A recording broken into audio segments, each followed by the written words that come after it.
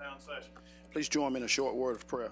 Dear Heavenly Father, first of all, Lord, we just want to continue to just thank you for your love, your joy, and your peace. Father, we continue to pray for the United States of America. We pray for each and every elected official, Lord. We just pray and ask that you continue to give us all wisdom and understanding as we make decisions concerning your people. Father, we just lift up the veterans, we lift up our military, our law enforcement officers, Lord God. We just pray, Lord God, for, Lord God, peace, Lord God, in this country, Lord God. And Father, we just thank you, Lord God, for the people of Gulf County, Lord. Father, continue to give us all, Lord God, wisdom and understanding, Father, to, Lord God, just move forward, Lord God, in this community. Father, we thank you, Lord God, for our first responders. Bless everyone in this room. Bless our families. Bless our homes, Lord. Bless this board. We give you praise, we give you the glory, and Father, we give you the honor. It's in Christ's name we pray. Amen. Please join me in the pledge. I pledge allegiance to the flag of the United States of America and to the republic for which it stands, one nation, under God, indivisible, with liberty and justice for all.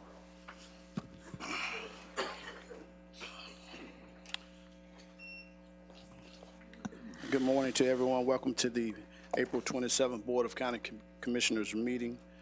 At this time, I'd like to ask everyone if you could please silence your cell phones. We don't want any cell phones going off while we're conducting the business of the people. Also, at the end of the meeting, if you would like to come before the board, we have a time set aside. If you're coming as an individual, you get 3 minutes. If you're coming as representing a group, you get 5 minutes. Just want to remind you, there's a buzzer that will sound. When that buzzer goes off, I will ask the board for a motion to extend time. If we get a motion to extend time, you would get another 3 minutes. If you had 3 minutes, if you had 5 minutes, you would get an additional 5 minutes. But if the board doesn't extend your time, that would be your time. Also, when you come before the board, please state your name, address for the record, please. All right, moving on down to the next item on the agenda is the consent agenda. This is where one vote covers multiple items in the agenda. Is there anyone in the public or audience with any thoughts, concerns with the consent agenda?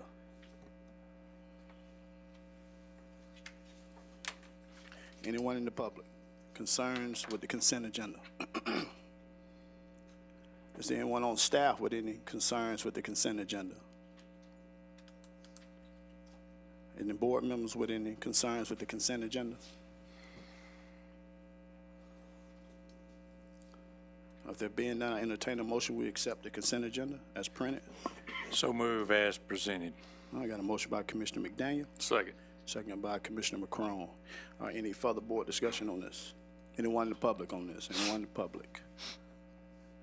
Any opposition to that motion? Motion passes 5-0. Moving on down to county staff business. Mr. Hammond. Mr. Chairman, page 1 through 3 in your packet. Following up on the senior citizens deal. A couple months ago, we were approached by a representative from senior citizens, and there was some confusion about how that was set up, if it were a county building or not. And of course, we found out that it's not a county building. We knew it was not. It is a long-term land lease, but they own the building, and Ms. Lanier is here today to talk about that, and I'm going to have a recommendation that we pay our third of fixing that roof. Thanks, sir. Good morning, Mr. Chairman, Board. I'm here today as Mr. Hammond said, for the board, senior citizens. I'm their president currently. I'd like to thank the board, first of all, for your support for our senior citizens. We did have insurance on the building prior to Hurricane Michael. However, the confusion was I had just not too long had come on the board, and our previous executive director had retired. We had hired a new executive director. The insurance we had, however, we did not find out until after the hurricane that we did not have windstorm, and that is what caused our roof damage. So that's where we're at today. Once we found out that we did not have that windstorm, we now have that coverage. You have that in page 1 through 3 in your packets.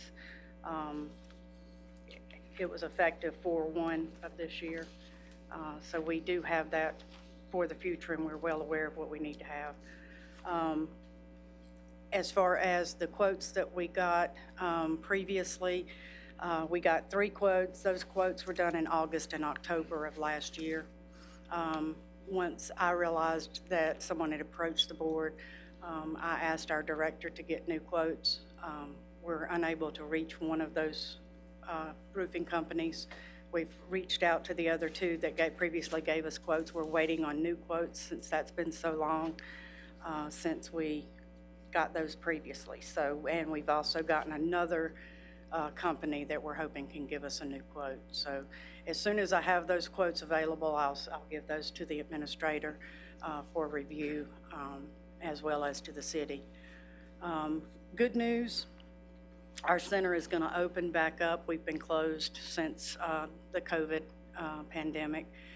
We are planning on opening May 15th back and have our seniors back for our cooperative programs inside the building.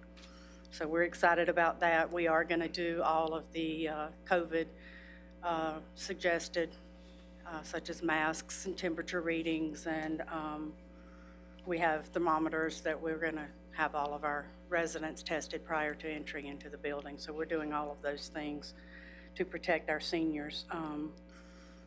So we would like to try to get these repairs done prior to our seniors coming in. Of course, that's a very short time, and it depends on the schedule for the roofers. So again, I thank you. I appreciate your support.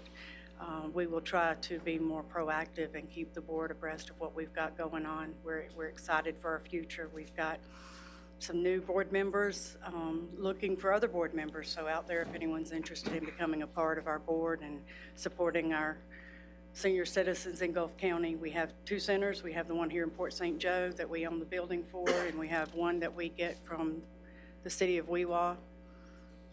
So we have quite a few seniors, probably close between both centers, close to 100 that come in every day between both. And so we're excited for our future. And if you need anything from us, all you have to do is let us know, and we'll continue to help those that have helped us and taught us and been there for us through their lifetime. We thank you. Any questions for Ms. Lanier, Commissioners? Ms. Lanier, just wanted to say, echo what you said. Thank you guys for all your hard work. As you know, Mr. Farmer, he keeps us up. He keeps me up the breast on everything, and he brags all the time about what's going on at the senior citizens, how y'all are feeding the people. So I just want to say thank you, and we really appreciate you guys' hard work and doing what you're doing. So thank you. Thank you, sir. Yes, sir.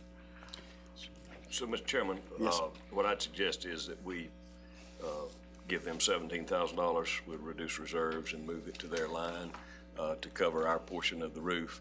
We don't want to make this a county project, so they can get their own bids and do it themselves. But the only other thing is we need to be named as the additional named Insured? Yes, sir. on the liability policy, and Yes, that'll sir. get us in good graces with the lease, and we'll be good again. So that'd be my recommendation, that we just give their 501c3 a check for $17,000. All right, questions, Commissioners, for Mr. Hammond? Concerns? We need a motion. All right, I entertain a motion that we move forward with. So moved, Mr. Chairman. Second. All right, motion by Commissioner McCrone, second by Commissioner Farrer. Any further board discussion on this? Anyone in the public? Anyone in the public on this? All right, any opposition? All right, motion passes 5-0. Thank you, Commissioner. Thank you, thank you, ma'am. Yes, Day. thank you. Page 4 in your packet, and Sherry, do you want to talk about this, or? We are trying to wind down the round 1 of HHRP funds, and the closer we get, the harder it gets, just because of cost changes and people's situation changes and whatnot. So these are our recommendations for you to try to wind down this program. Yes, sir. The recommendation, this is for round 1 HHRP program, the original $5.9 million. We are requesting that we fund 1 very low income rehab from District 2, which is $20,000. 1 low income purchase assistance in the amount of $50,000 in District 2, and 1 low income purchase assistance for $50,000 in District 4. If all else goes well with funds that are encumbered, that should get us where we need to be on the very low and low. The other part of the recommendation is to re-advertise round 1 funding for moderate income purchase assistance countywide, and include in the advertisement that all applications that have been submitted for, or all applications for round 2 received by the closing date would also be included in the round 1 drawings to allow us, for whichever funding becomes available first, to be able to fund the applicants that we already have. Okay, all right, thank you, ma'am. All right, any questions, commissioners? All right. If there being none, then I entertain a motion, we move forward with the program. So moved, Mr. Chairman. All right, Move motion, forward. motion by Commissioner Rich, Second. second by Commissioner McCrone. Any further board discussion on this? Anyone in the public on this? Anyone in the public? All right, any opposition to the motion? All right, motion passes 5-0. And unfortunately, that does not solve our last issue, but depending on what happens with the trailer situation in the city, we're still going to be short at least one. The prices have greatly increased so far as to be beyond what your low max is. So we're going to have to get some input from the board. The trailer in Calhoun County, and correct me if I'm wrong, was the price went up about $13,000 from what they had because of building. They had an escalator in there for construction material costs that went up, and that was only 500 square feet. So I know the storm that we had for the trailer on Harbor Street that was so small, that was 700 and something square feet. This would be even smaller than that. And again, our price is over $50,000 for that. So we're gonna have to have some input, but again, we'll wait until the next meeting to try to figure that out. That it is not gonna be doable to buy a 500 square foot trailer for $52,000, I don't believe. So I've got a lot of other things, but because you got a heavy agenda, I'll just take the rest of my stuff at the end. if that's Okay. All right, you got any more staff members that need to come? Mr. Hammond? Not at this time, so we can go straight to board business. You said not at this time, right? Okay, all right. We'll go move on down to board business. Mr. McDaniel, you want to go first? Thank you, Mr. Chairman. Hold on a second, Mr. McDaniel, Yes. I'm sorry. Sheriff, you got anything? I'm sorry. There you go. Madam Clerk, you got Don't forget anything? to share. You got anything? Okay, I'm sorry. Make sure I don't forget y'all. All right, I'm sorry, go ahead, Mr. McDaniel. Thank you again, Mr. Chairman. A couple of short items. We're in the process, and I may have Mr. Bailey to come up, but we've been working on a program for quite some time to try to clean up a lot of these houses, trailers, lots that's been neglected. And we finally got everything in order, and we're going to start the process of cleaning up. And I'll have Mr. Bailey to come up in just a second. And the other thing is, where's Mr. Horton at? Is he in here, or Mr. I don't know about you good people, but if you need any mosquitoes, come to my house. We got them. I'm telling you, after this rain and all, and it's not at dusk dark. It's right in the middle of the day. They will put you on the run. But Austin, I know I'm getting a lot of calls, and I know we're doing everything we can to try to do this. And as soon as it dries out a little bit, dries up, it'll go away. But the people down in Overstreet, I've been getting a lot of calls from them, and also up in the Weewitchka area. But take care of what you can on there. Mr. Chairman, if I could at this time, Mr. Bailey, would Yes, sir. you like to come up and give us a briefing on the cleanup schedule and what we're going to do, and then I'll add something else to it. Yes, sir. Mr. Oh, yeah, you can be right there. I forgot. We modernized. Yes, sir. As you're aware, we've set an ordinance up and the board has adopted it, and now we're in the process of going out for Rfqs to qualify contractors for the debris cleanup. That starts, our first pre-qualification is May 5th for them, and then we'll have them ready at the next board meeting for you to approve them for the contractors Good deal. to start the code enforcement. We do have a site that is ready to be demoed. It went before the special magistrate on January 14th, I believe. And, he gave them 30 days to clean up. And we're now, so we're over the 30 days. And, code enforcement would actually like to go ahead and start the cleanup process on this. And I believe at this time, we're gonna use, Public Works to, clean this property up. And that is in Highland View, piece of property. All right. Let me make, Mr. Chairman, if Yes, I sir. Yes, sir. could, let me make a comment on that. This is a new era we're going into, but I made this recommendation to the administrator and then now here to the board. We need to go and do one cleanup with the county to get us a baseline, a projection of what it's going to cost. Now, understand, all the time will be kept up. All the debris will go through our landfill out here. The hours there, the cost of the landfill, it will all be compiled, and that monetary figure will be put against the taxes. It'll go on your tax certificate. So when you get your taxes, you're liable to have, just use numbers, you may pay $500 in normal taxes, and there may be $3,000 worth of cleanup tax on there. But everybody's had an opportunity to clean up, and they're ignoring it, so we got to clean up, and we got a good program. But with these contractors, they will be required. The contractors will be required. Everything must go to the landfill where it can be accounted. If they do not, they'll be pulled. So we're not in this thing to make money, we're in it to clean up some of these eyesores, these blighted areas throughout our county. And Lord, I don't know how many I got up in my district, and they're in every district, not just certain ones. But we're gonna do this, Mr. Cawthorn, is that fine with you? All right, and if you would get with Mr. Bailey and the code enforcement officer and set up and compile all the data we need and all the receipts from there where we will know what to turn in. I guess it would go to the clerk's office, is that correct? There to be placed against the property on the taxes. All right, sir.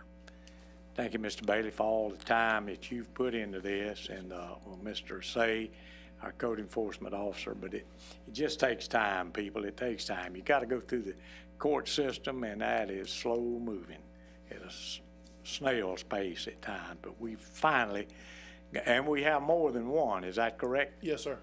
But we're going to do this one as a test. Yeah, and That's just, it. Now, just so the one. record knows, I mean, this is an unsafe structure too. Good. It's falling apart. I think the trees went through it. It's just never got cleaned up. All right. All right. Thank you, Mr. Bailey. Thank you, Mark. Mr. Chairman, that's all I have all you got? this morning. Thank you, sir. All right, thank you, sir.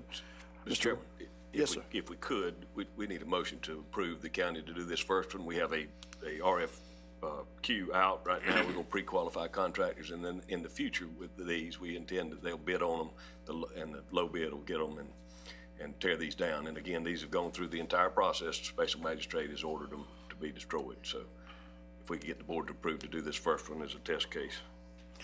All right, any questions, concerns with that, commissioners? All right, I entertain the motion that we move forward. So moved, Mr. Chairman. Motion by Commissioner McDaniel, second by Commissioner Farrell. Any further board discussion on this? Anyone in the audience on this? Anyone in the audience? Any opposition to that motion? All right, motion passed 5-0. All right, Mr. Rich, you got anything this morning, sir? No, sir, Mr. Chairman. All right, Mr. Farrell? Thank you, Chairman. Yes. I want to thank Mark and all they've done in St. Joe Beach and in Gulf Air. That water jet's working great on those culverts. And I appreciate I mean, it's looking a lot better. Hopefully the water's going to flow a lot better, but I've done an outstanding job. And I'll just say thanks, and thanks to Trevor too. Trevor's been helping out a lot. I know it's not a real, kind of a thankless job to go in and tell somebody they got to do something, but appreciate the time and the effort, and I think the people out there will like it as well. So thank you. That's all I have. Okay, all right. Thank you, sir. Mr. McCrone? Thank you, Mr. Chairman. Yes. Michael, I see where, I'm gonna go ahead and take this up on the RV park recommendations, if that's all right with you. Yes, sir. And would you go ahead and, give us your recommendation? And Y'all put the moratorium in, and we just did it for a couple areas, but my recommendation is going to be pretty simple, and this would be countywide, that we would amend the LDRs for this, that any future, not existing, they'd all be grandfathered in, but any future RV parks would have 10 acres of minimum and would have 200-foot buffers on any side that abuts residential property. So in theory, you could have a piece of property that would have 200-foot buffers on 3 sides if it was in a residential area, or may not have any buffering if it was up 386 potentially, or down Howard Creek Road or something in the middle of nowhere. But again, this will prevent neighborhoods from being disturbed by what it really is high intensity when you have RV park pop up next to a community of residential houses. okay, that's countywide. That's going to be RV my park. recommendation, yes, sir. Okay, do we need, If the board wants to do something, we need to advertise for an ordinance change, and we get the county attorney to draft it, and it'll be two public hearings. But that would be my recommendation. okay, I'll make a motion, Mr. Chairman, to go with that. Second. All right, got a motion by Commissioner McCrone, second by Commissioner Farrell to move forward with the recommendation of the administrator in reference to the RV parks. Any further board discussion on this? Question now. Yes, sir. Mr. Hammond, I heard you correctly, 10 acres. 10 acre minimum, yes, sir. I think that eliminates probably 99% of the problems in certain areas. It should eliminate it in residential areas. Yes, sir. Absolutely. But there are some large tracts, but when you encompass the potential for having a 600-foot buffer, 200 on 3 sides, 10 acres gets a lot smaller when you have a big buffer as well. So again, it would encourage it out of highly populated residential areas. Good deal. Thank you, Mr. Chairman. All right, thanks, sir. Any further discussion, board members? Anyone in the public on this? Anyone in the public? Got a motion by Commissioner McCrone, second by Commissioner Farrell. All right, come on up to the podium, please, ma'am. Remember to state your name and your address for the record, please.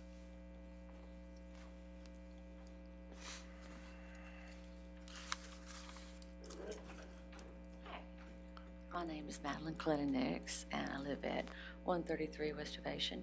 I have a question. When you were speaking, you said that you were just speaking on future RVs, right? You're not talking about anything grandfathered already in. RV parks. Right. Not individual RVs. This is just only on RV parks. Right, but you're just speaking of future, not anything now. Okay, but you're not speaking about, like, anyone that's going to build anything in the future. You're just talking about right now. No, it would apply to anything in the future. Okay, but if someone is building an RV park like right now, There's that was already grandfathered in, you're not talking about that. It has to already be permitted, so. Yeah, you have a moratorium in place in the I certain was just areas. confused about But the wording. there are no pending applications for RV parks Right.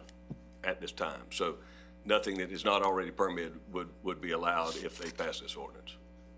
Okay, that's all. Thank you, ma'am. Appreciate it. Yes, ma'am. Anyone else? Yes, sir. Come on up to the podium.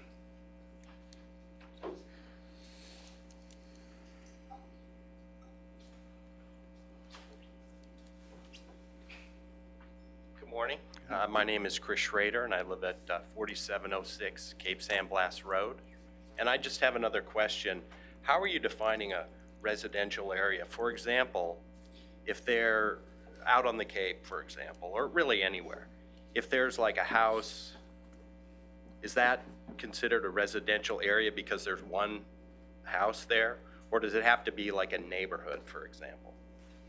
Well, my definition may be different than somebody else's, but I would personally say that it had to be a homestead exempted house, meaning that it's somebody's residence. It's not a rental, it's not a whatever, but that's a very low threshold. It could be 1, it doesn't have to be 100, it doesn't have to be 10.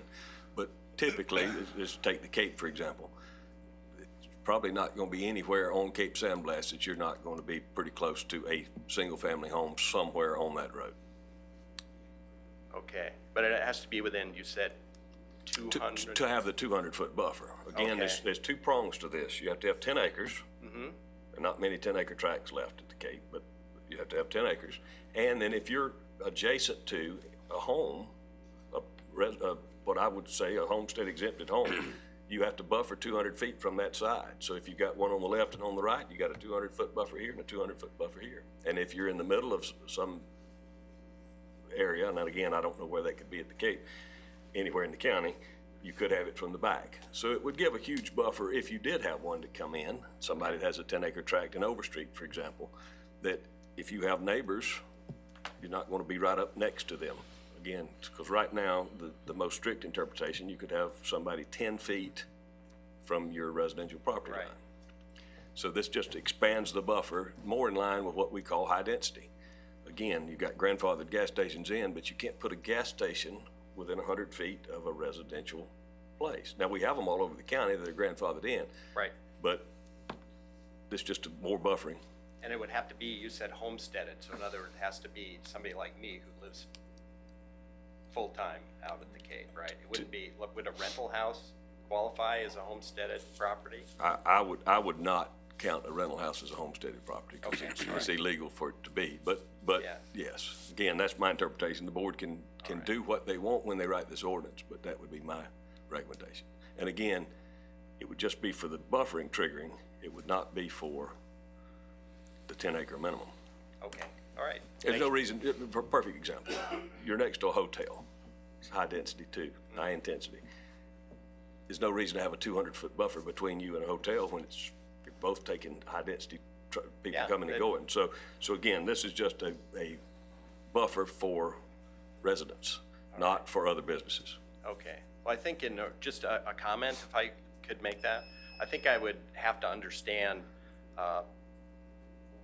what the situation is for how many 10-acre plots there are still out in the areas that I think are most concerned about this, specifically Indian Pass and the Cape.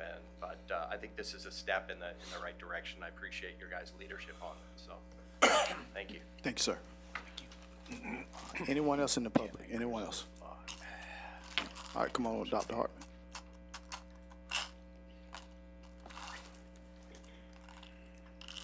Good morning. Pat Hardman, President, Coastal Community Association. I just want to support Michael's suggestion. I think along with Ward that this will take care of 85-90% of the problems, in particularly in the South coastal area. It would be unusual, one, we don't have that many 10-acre tracts left down from Indian Pass to the park.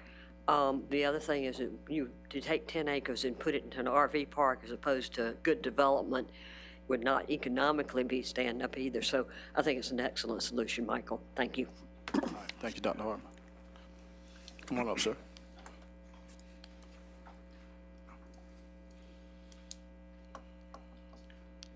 How are y'all doing today? Good. First of all, my name is Woody Brewer. I'm a new resident of Gulf County, or at least we're trying to get here as fast as we can. I live on 7173 Cape San Blas. And what I wanted to do is say, first of all, I want to say just some clarification. It should be, I assume a tract is contiguous land. I wouldn't want them to be able to use land from one area to count to the 10, so I'd ask that you clarify that. And then two, this designation of a residential area, this homestead, I think there's some clarity about how far a home is from a 10-acre tract to make it a residential area. You follow me? In other words, connecting that dot. And I get it's early and you're loosely defining it, but clarity on those two things I think will settle almost all of this. The only thing I wanted to say real quick is, my wife and I have been looking for a beach community for a long time, and we ran into this community because of COVID. Good things happen sometimes out of bad things. And we bought a house on the Cape because when we saw it, it was what we wanted. And I wanted to thank you guys and thank your citizenry for basically working so hard over the years to kind of create that community. I want to thank you for doing the hard work of saying, let's put a moratorium in the pass and let's put a moratorium down on the Cape to kind of look at this issue and make sure we address it. And obviously time has been spent on that. What I would like you to consider though is there an additional need because of the issues specifically with Indian Pass and the Cape to go ahead and ban them in that area. And the reason why is the burden on these single road communities to get basically that much density, to add density in that area, will actually be very problematic. If you look at, I've done some quick math looking at my lot and said, you know, what my tax base is, and said how many pads would I have to bring in to kind of make it a net even math. It's something like 13 or 15 pads on my quarter-acre lot. That's a lot of density. But more importantly, if you put that many families on that lot and then do more lots like that, even if it adds up to 10 acres, it's a lot of infrastructure. It's a lot of services on areas that are already kind of hard-pressed for the services that serve those communities. So I'm just going to keep it at that. I think that is a great solution. I think it gets you pretty far, but I highly recommend you consider the petition that was submitted. My wife is one social butterfly. Y'all will get to know her as soon as we get here. I promise you. She'll get to know you, whether or not you like that or not, and we'll figure it out. I do, obviously. But in a short period of time, she's got to know people. We have, 343 people in a couple weeks who signed a petition, which we handed to you, and I've got another copy if you want it, that says we do not think RV parks in Indian Pass and on the Cape make sense. The issues are listed on the letter. We'd really appreciate your consideration to take a look at it. And once again, I want to thank you. You guys have done a wonderful job. It's a lot of hard work. And we look forward to getting here and getting to know you soon. All right, thanks, sir. Thank you, guys. Appreciate it. Thanks, sir. Sure, thank you. All right. Anyone else in the public? Anyone else? Anyone else in the public? All right, I got a motion by Commissioner McCrone, second by Commissioner Farrell. Any opposition to that motion? All right, motion passes 5-0. You still got the floor, Mr. McCrone. While we're on RVs, I'm going to jump right into it again. I've had a ton of calls and emails, and people had valid concerns in my area, especially in Indian Pass, Cape San Blas, and as far as safety and the road, the infrastructure. And I'm just going to put it out there this morning that I make a motion we put a moratorium on all new RV permits at the Cape Road south, all the way around the Cape, all the way down to Indian Pass Raw Bar, all the way down Indian Pass to the boat ramp. I'll put that in the form of a motion. Second. All right, I got a motion by Commissioner McCrone, second by Commissioner Farrell. All right, any further board discussion on this? Question. Yes, sir. Chairman. You got it. Now, is this, we're talking RVs now, not RVs parks, as a strictly RVs. RVs is a primary structure. As a primary. That's right. Now. Okay, that don't mean that's different. you can't Okay. store an RV on your property. Yeah. So To say people have But- RVs to no, travel. no. All that means is you can't prop up an RV as a primary structure on a lot. So All right. Thank you, Mr. Chairman. All right, you good? All right, any further board discussion? I've got a question. Yes, sir. Real quick. So that means you can't block it up and take the wheels off. Explain to me exactly what you mean. Break it down for me and the public, please. Permanent. what I'm talking about is a permit, an RV as a primary structure. If you've got a lot at Indian Pass or you've got a lot at Cape San Blas, to pull an RV up there instead of a house, and you prop that RV up and live in that RV instead of a house, is what I'm talking about. You can have an RV, you can store an RV on your property that you're not living in, anywhere in the county. All right, the next question I have, and I'm all about property rights. What about the time, the length of time? You got short term for 1 week, or 1 month, or 6 months, it's all considered short term. All I'm saying is a moratorium on any new permits for RVs as a primary structure.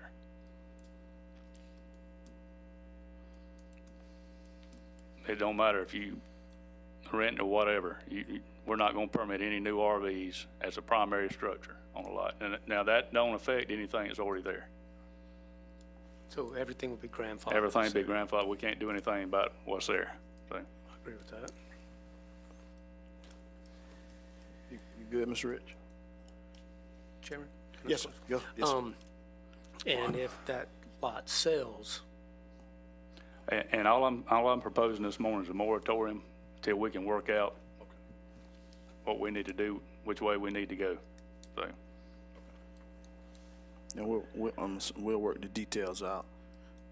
We'll come back to the meeting with the other details in reference to grandfather, in reference to, if someone's already using the lot for that, then we'll grandfather some of those people in. Mr. Chairman, yes, if I sir. may, one other thing. It's RVs. What if someone wants to put a trailer house or a mobile home there? that's a whole different, an RV is not permitted like a mobile home. Okay. The just state. wanna raise that Yeah, question, the you state know. permits, we cannot discriminate against a mobile Modular home, It's mobile. RV is not permitted, RV is tagged as a vehicle on the road. Recreational vehicle. Yeah. Okay. So, That's all. Thank you, Mr. Chairman. All right, any more questions, concerns, commissioners? All right, got a motion by Commissioner McCrone, second by Commissioner Farrer. Any further board discussion? Chris Holly. Anyone in the public? Come on up, sir. State your name and address for the record, please.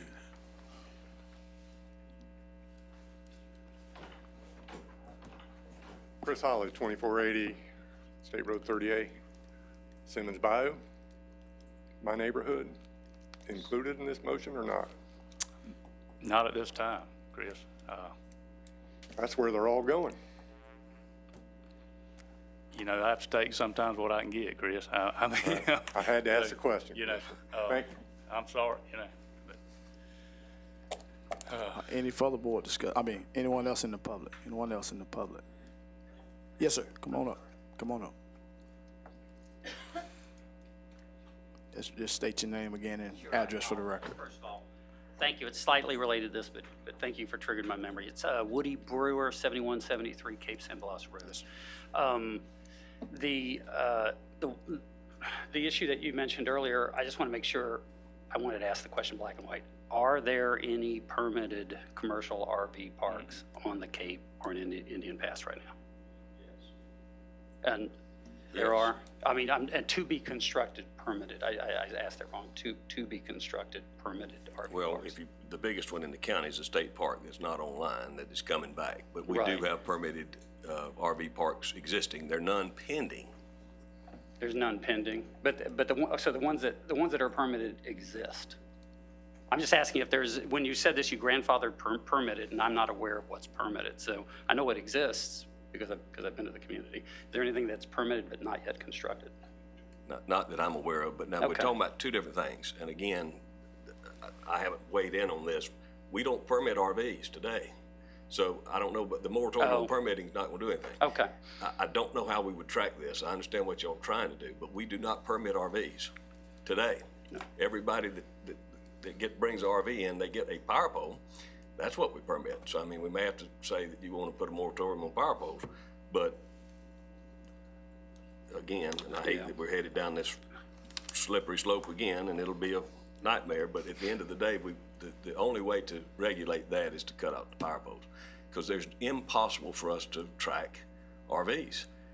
If you got one and you got a power pole, you're here. You come on Saturday, you go on Monday, and, you know, we don't work on Sunday. So again, if we want to look at a moratorium, it's going to have to be, if you want to stop them, new ones, you got to stop the power, because we don't permit RVs today. Gulf County does not permit RVs. So we need to look at your motion about the moratorium needs to be a little more broad, I guess, because again, we don't sell an RV permit anymore. That went away 2 or 3 ordinances ago. would it be difficult to do that with power poles? Oh, it's easy to do it with power poles. That's what But the problem is, I don't know that it'll get what you want. There's, I don't know how many, 3,000 parcels on the Cape and Indian Pass, maybe another. I don't know exactly the parameters of what y'all just laid out, but again, a lot of them already have power. So if you got power, we've lost control on regulating them. Again, that's the only hammer we have. Now we can cut the water off, so you could look at that particular deal. But again, Going forward, it was no different than the last time we went through this. Everybody thought we'd get hundreds of calls a week about RVs going in, but we grandfathered every lot that had been sold prior to a certain date. As long as it doesn't transfer hands, people can put them on forever. So again, tell me what y'all are trying to do, and I'll try to word it the way that it would work. Michael, we're trying to eliminate RVs as primary structures in place of a house on those areas, just those areas. Okay, and is that, and grandfathering everybody that's already got one, is that? I don't see what we have any choice, you know. I got a question. How many permanent structures are out there that people are living in permanently right now? I don't have a number. Well, I want a number. But you talking about at the Cape? Or wherever we're talking about, his service area, his District 5. Oh, the whole District 5? There's a ton of them, brother. Well, there's a couple thousand houses on the Cape alone, but again, less if than you're 10% of them are homestead. RVs is permanent structure. I'm just If asking you're a question. talking about District 5 as a whole, there's a ton of them. I can guarantee you, there's probably, I don't know, 150, 200 in Simmons Bow by itself, you know, so. Permanent residents or just vacationers? Well, they're there all the time, whatever you want to call them, you know. So, Mr. Chairman, let me shed Yes, some sir. light on this, Go please. ahead. Yes, sir. The key word here is permanent. Now, if I own a lot, I'm a strong believer in property rights. And I want to come down on the weekend, I've got a big $750,000 mobile home, a motor home, pulling a $50,000 vehicle. That means I got a little bit of money on my hip. And want to spend a weekend or spend a week and pull out, there's nothing wrong with that. But the thing the commissioner, and I'm in agreement with him, when you come and set up to stay, that's altogether different than coming down and you got a lot, and we have an RV ordinance, one per partial. And you may own one, I don't know. You own a home, you may own one that you and your wife like to travel on, that's fine. We've got you covered, you're covered there. But, Commissioner, does that make any sense? You want to come down, you got a lot, you want to spend a weekend, 2 weeks, and pull out, and go back to wherever? and that's something we're gonna have to hash out, you know, but at the end of the day, I mean. Permanent, the word you use is permanent, and I agree Permanent with you. structure, we got people setting I'm up. on board the way you write. We got people setting up RVs, and we all know that when they're not staying in them, they rent them. Let's be honest. And, Okay.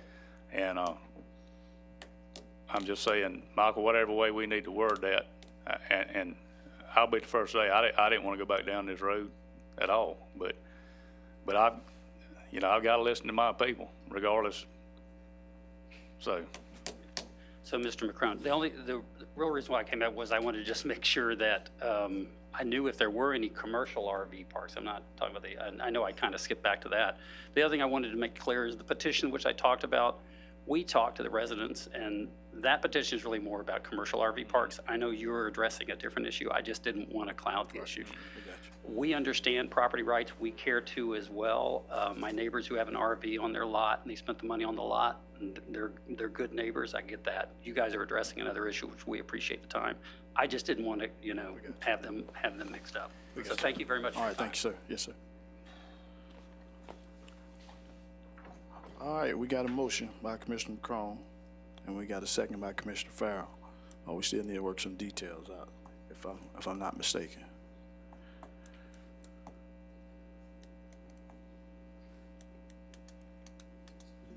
We just need to know what you want us to stop doing, because we don't sell RV permits. So if you want to stop selling power pole permits. whatever we need to do, Michael. Just amend the amendment, Yeah. put it there, and when somebody sells and that power pole's got to be reconnected with whoever bought it. And at that time, they need to be told that they can't do what the previous owner did because it's changed hands, correct? Absolutely. And that's some stuff we got to get worked out. I mean, I'm not here this morning to, I know it's going to be hard enforcement. That's yeah. we got it on already a hard job but Let me say one thing, and I want y'all to think about this. There's 7 days in a week. The county works 4 days a week. Who's gonna enforce this? We got so many rules on the books, we can't enforce them all now. Just think about that? Well, it's gotta start somewhere, and this is the beginning, I think, in my opinion.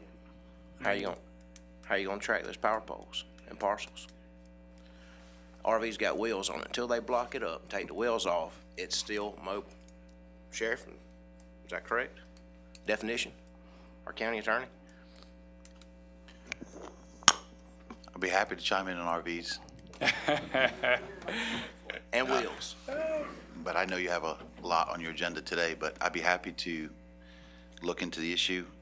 We've been working on it for 12 years. We've had 6 variations of RV ordinances, from no RVs in Gulf County to defined corridors, what definition of recreational vehicles are. We came up with a permitting process for the Gulf County, a way to enforce it and regulate it, and we've modified it several times. So I'd be happy to come back to you all with those recommendations. I would say for the purpose of today's discussion and the motion that's on the floor, Mr. Chairman, for me, and I know for the administration, would be we need to know basically what the defined corridors are, because I understood the commissioner, but if we can get that clearly on the record so that we know, as the attorney, I'll write the law, and then the administration has to go and execute your law, and you guys are making the laws. For me to write it, for them to enforce it, I just need clear 4 corners as to what that corridor was going to be. And again, we don't currently permit RVs, so we'd have to come up with another approach in which to effectuate what you're trying to do, which is put a moratorium on it until you find out what your long-term solution may be. And the long-term solution may be something totally different, because again, I've lived it, and it's not fun, and it never ends. I mean, it's just the same thing here. Why not my community? Why does the Cape get treated better than my community? And it just keeps going and going and going and going and going. And then you got some people, the haves versus the have-nots. Some people want RVs. It's a nightmare to enforce. We may need to look at something that we've fought for 30 years, and that's zoning. I mean, we don't have zoning, we have land use. Now, zoning could potentially have this. Cities have zoning. They have areas where you can't put a house trailer in the city of Port St. Joe except on certain streets. May be fair, may not be fair, but that may be the way to handle it, because again, spot zoning is what basically this is. We're going to take out this little carved area and not allow something. But again, it's how do you possibly track the ones that are there or not? There's 20,000 plus parcels in the county. 15,000 of them are in the unincorporated county. There are a lot of RVs here. They pull out one, put in another one. I mean, it's a nightmare to track. I mean, we don't have real-time data on all these lots. So again, we can do a moratorium to do what you want on RV poles or whatever, power poles going forward in that corridor when we nail down the corridor. But long-term, that doesn't solve the problem. And again, if we're grandfathering them in, how many are we gonna have? We don't have the staff to enforce. We never have in the old day. And then when you grandfather people in, you're gonna get calls all the time. They got RV. Well, they're grandfathered in.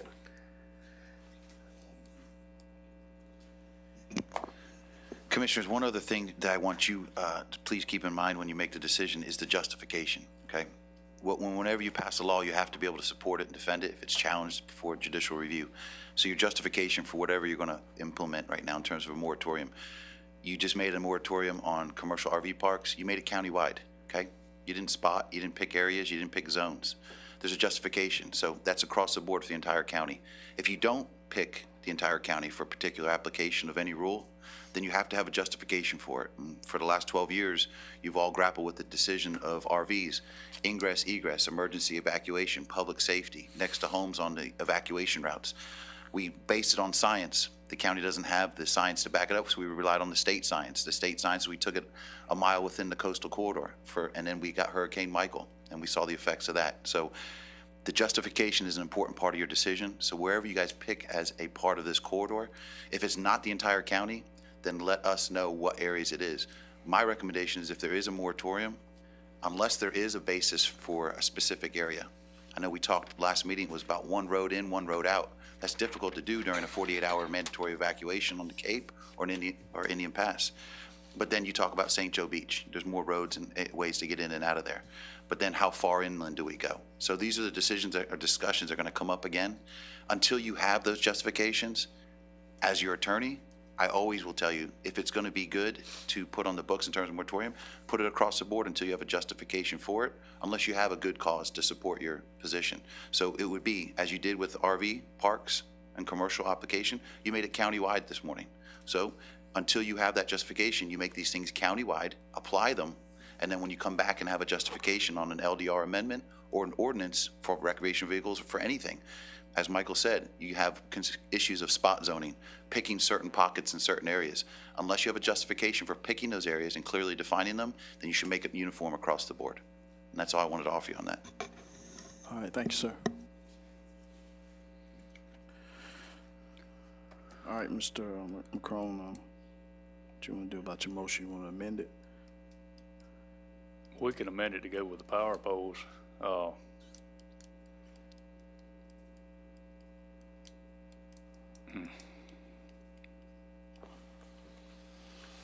Why you want to do that? They got a generator on. Got wheels. Dave, we can sit here all morning and split hairs about it, you know, what do this and do that, you know? I mean,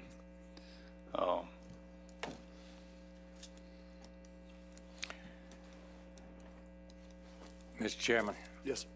I'm gonna recommend, I know there's a motion and a second on the floor, we're in discussion. We just table this till we can get with our staff, get with our attorney, and really get this to, and with the commissioner here, no disrespect to his motion in it, till we can get this thing defined down. The attorney has brought up some key points on this. And do we go with the power pole? Do we do the entire county? We do this certain area? If we do, we got to draw out the lines on it. Now, I'm just, that's a recommendation.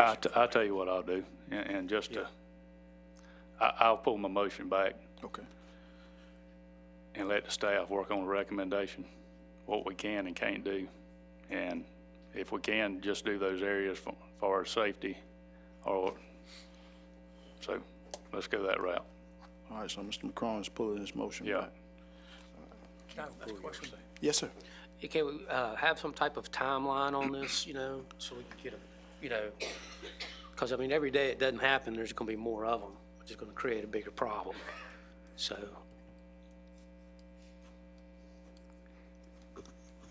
Tell me what y'all want me to do, and I'll do it. I mean, y'all understand my position. It's hard to enforce. I will do what you tell me to do. This board tells me to do. It's obviously, it's 3 votes to do something. Tell me what you want me to do, and I will do it. If you want me to figure out a way to stop having any RVs, any new RVs on any lots at Cape San Blas and Indian Pass, and that's what you want to do, then we'll draw something up to figure that out, whether it's a zoning change or whether it is an ordinance. that's what I'd like to see. Absolutely. Okay? Yep. Mr. Chairman, Yes, sir. again, Go what about working with the commissioner here and, you know, take some time and sit down and, the old saying, I like to sleep on something important overnight, and that way gets all the stuff through here. I'm not that sharp on spur of the moment stuff. And with the attorney, and let's work this thing out. I don't want to go do something and turn around and have to redo it again. As the attorney stated, we've been throwing this around for 12 years or thereabouts. And when we do it, let's get it right, and then we can go, and then we'll all know where we stand. We'll know who's on first base and who's up to bat. We'll go from there. All right. The county attorney and I will meet with you individually between now and the next meeting, and we will have a recommendation There at you the next go. meeting on how to proceed. Sounds good. That works. All right, thank you, sir. You still got the floor, Mr. That's McCrone. all I have. Thank you. All right, thank you, sir. All right, just one thing to bring up real quick. City of Port St. Joe accepted our letter for the ball fields at 10th Street in Washington. So I think we probably need to send a letter, MOU. Okay. So Mr. Novak, you can draw that up for us and get that to him. And that's all I have. You got something? I do have one more Yes, thing. sir. I see the mayor back there. Trent Davis helped us out a bunch yesterday, and I want to thank the city because they we had a bad leak up in Gulf Air, and they did an absolutely fantastic job. And they very good. I appreciate them. Thank you, Mayor. All right, thank you, sir. Trent Davis, one of their best men. I'm telling you. Yes, I sir. mean, he knows where everything is. Yes, sir. Just a cheetah. Yeah. My kids still call him Cheetah Man. All right, moving on, and I don't have anything else, so moving on down to the public hearings. What I want to do though is, with the public hearings, I want to swap them around real quick, because I want to bring up the Gulf County Water Service Area Ordinance first, and then we'll get to the right-of-way abandonment. The reason why I want to bring it up, I've been getting tons and tons of phone calls from a lot of my constituents, and I have some thoughts, I have some concerns, as well as I talked to 3 of the city commissioners, Mr. Hoffman, Mr. Langston, and Mr. Ashbrook, and they also had some concerns. So I just want to voice my concerns with this ordinance, because I mean, I couldn't even walk in the building this morning without my phone ringing. And one of the concerns, and I know we haven't read it yet, but it's going to get read, is, and if we could, I would like the board to probably pull it until we can sit down and discuss more in detail with the city, because one of the concerns from the city was, and my constituents was, and a lot of my constituents work for the city of Port St. Joe, and put them in, let me make sure we understand it, and a lot of their concerns were revenue loss, job loss, and rates increasing. And so if this ordinance is going to hurt the city of Port St. Joe, with revenue losses causing them to lay people off, causing rates to go up, then I think we need to pull it.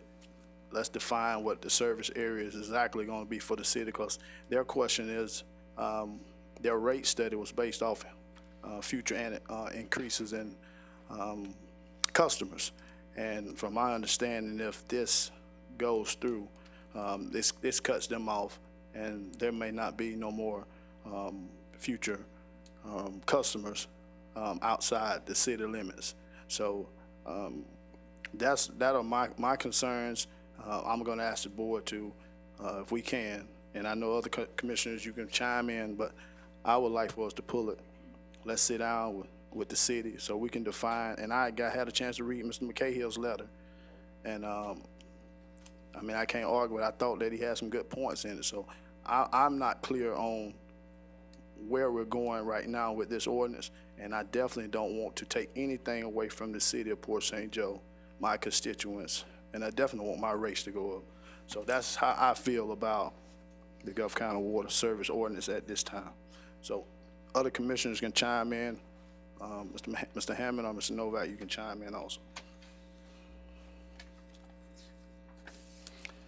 Mr. Chairman? Yes, sir. If I understand you correctly, you want let's table or pull this service area ordinance, is that correct, for the time being? Please. We can move, all right. That's good.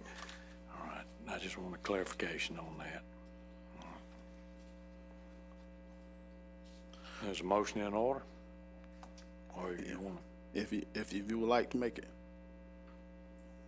Well, I'll make that motion. Sure will. I'll second that. All right, I got a motion by Commissioner McDaniel, second by Commissioner McCrone. Any further board discussion on this? Mr. Chairman, I'd like to. Yes. Some point in time, we gotta sit down with the city and work through some of these issues. And Lord, I sat on that city board a long time, and you know, we can start lobbing grenades back and forth and never get nothing accomplished. And I think the intent of the ordinance, what I understand, and as far as building a new plant, that we were approached originally, Michael, by the Water Management District about building the plant, getting it off the coast. That's how all this originated. Can you enlighten us on some of that, as far as how that came about? And I don't think. How deep do you want me to get? I mean, Well, I'll be glad to get into the brass tacks. I mean, at some point in time, we gotta discuss it and hash it out and be able to talk about it. And I see Commissioner Hoffman's here and the mayor's here, and I by no means, I live in the city. I represent part of the city, and the chairman, he represents all the city. And I don't want to see anybody's rates go up. Mine's high enough. I'll be the first to tell you. And, but I'm just saying at some point in time, we've got to come together with the city and for the betterment of the people. And if it means working together on water, we need to do it, you know. Well, can I ask, I don't mean to interrupt No, go you, ahead, go ahead. Commissioner, but the rates are not going to go up, are they? Whose rates? City's rates have gone up. No, but when the 800%. unincorporated rates are not going to, you know, we won't be The taking. lighthouse rates are not going Correct. up. I mean, they're actually lower. We can't even buy water from the city and resell it because of what we got at the bulk rate. We sell less for the same water. That's correct. So we've greatly brought that down. So it's not a. Well, there's a fundamental disagreement. And again, I don't blame anybody that's on the city commission today because none of them were on there when they made that decision. They got sold a bill of goods to go to surface water.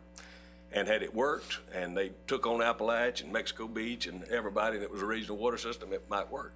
But if you believe their numbers, it cost them 3 times as much to make 1,000 gallons of water, to treat 1,000 gallons of water, than it costs us at Lighthouse. And ours is half the size, less than half the size. We sell less than half the water. 20 years ago, the city of Port St. Joe had the best water in Northwest Florida. Today, it's eating everybody's pipes up, damaging their hot water heaters, damaging their ice machines. All of that stuff, you know, goes out, and they haven't got the chemistry right. And we have begged since 2008. We have begged. The only damn thing that's changed since 2008 is the rates have gone up. Again, I gave you an example, I don't know, a year or so ago. In 2008, my grandmother, who's 88 in White City, water bill was $16. It's $120 today. Okay, the city's bill not very long ago, before they went to the new plant and all this thing changed, the city water bill, sewer bill was $10 without garbage. It's 10 times that today. And again, it's not changing. I didn't want to get in the lighthouse business. We had to buy a lighthouse. The city turned that down. They had the opportunity to buy a lighthouse. We did it. We had to do it for economic development. We had to do it for the citizens. We got all these customers. But, you know, we crossed the Rubicon a year or so ago when we turned in all these grants to build a water plant. And again, if we work together, heck, we could sell water to the city. The city needs to go back to the aquifer. The aquifer option is so much cheaper than that dang water ditch. And instead of keep knocking your head on the wall, go inland. Water management came to us to do that inland. They don't want wells on the coast, but come to White City. We can get them some property. They can get a well, lower the cost. The other problem is you got too many city workers on water and sewer rates, from the city commissioners right on down.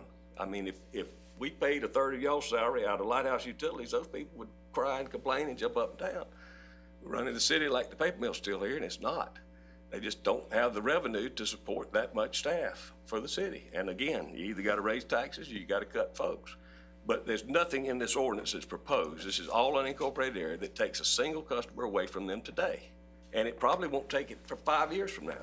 But at some juncture, when we have a state-of-the-art facility in White City, we're either going to have to go back to the city and say, all right, we want our customers back. Here's $6 million or whatever that check will be. We won't just steal them. We'll have to get them. We gave them to them basically, but we'll have to buy them back.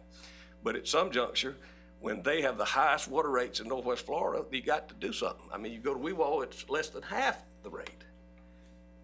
We can provide the same service or a better service for half the rate. That's something that our citizens, they've got more water customers in the county now. Again, none of those folks were there when all this happened. This was, again, 2005 to 2008. But it ain't working for our citizens. It was not the deal that they were sold back when rates were 1/8 of what they are today. So that's what we're talking about. This is all, again, when we bought Lighthouse, we had a service area. Our service area for Lighthouse includes areas that they have annexed in right now on the Jones Homestead Road, all around the hospital. That's in our service area as we bought from Lighthouse.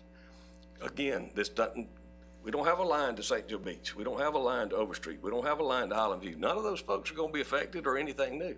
But 5 years from now, we might. So this is all futuristic, but again, it needs to be updated. We're in the water business. Y'all just borrowed a bunch of money to get in the water business. And again, we can't buy water from them. I can't even recommend that we take the MOU because we would lose $2 a thousand retailing it. They want to wholesale it to us. And I understand it costs a lot of money to make surface water. They need to get out of the surface water business and go back to the well business. My opinion. But Chairman, let me- this particular ordinance doesn't do anything to their rates, and that crap on the website and Facebook that it's gonna double the rates and whatnot, it doesn't take a single customer away from the city today. And again, it really would affect only to the east of the city of Port St. Joe out towards Appalachia. Right now, that's the only place we've got a line. All right, go ahead, Mr. McDaniel. Mr. Chairman, thank you, sir. Just shed some light, and I read a lot of that information that was put out was absolutely false. It shouldn't have ever been put out there, but it was. But I just want to give you some of the people here. I live up in Weaver-Hitchcock. I am not on city water. I live out in the country. I have good well water. But the city of Weaver-Hitchcock, their basic minimum rate is $30.26 per month. That's for water and garbage. Included in that is 2,500 gallons of free water. For water and sewer, it elevates up to $45.82. That's for water and sewer. I'm sorry to say, but the city of Weaver-Hitchcock doesn't have sewer all the way to their city limits. For water, sewer, and garbage, it's $62.72. That's the minimum bill, which includes 2,500 gallons, your first 2,500 gallons of water. So I don't know what you pay down here, but I'm just using the comparison of the two municipalities. Weaver-Hitchcock has well water. You can wash your white shirts in their water and they'll come out white. They won't come out, off color. So, but basic, $30.26. I don't know what the basic is here. 2,500 gallons, first 2,500 is free water. Then you pay $4.95 per thousand. I think St. Joe's around what? I don't know. Don't let me think. But Weaver-Hitchcock is $4.95 per thousand after the 2,500 gallons. That's what it is.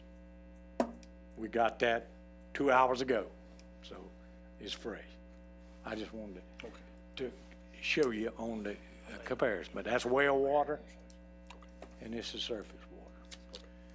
And we're trying to, the county, put in well to get good quality water. We have it down in the, Pat, as I was telling you and Butch, we getting better, but you got a good quality water, you got quantity water now, and we're gonna even get it we're gonna get it better.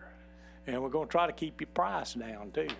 We're gonna keep your price down. We're not in it to run the county off water bills. We're just not gonna do that. All right, that's all, Mr. Chairman. Any more commissioners got any thoughts, concerns? I'm gonna go to the mayor in a second. All right, anyone in the public? All right, Mayor, come on up.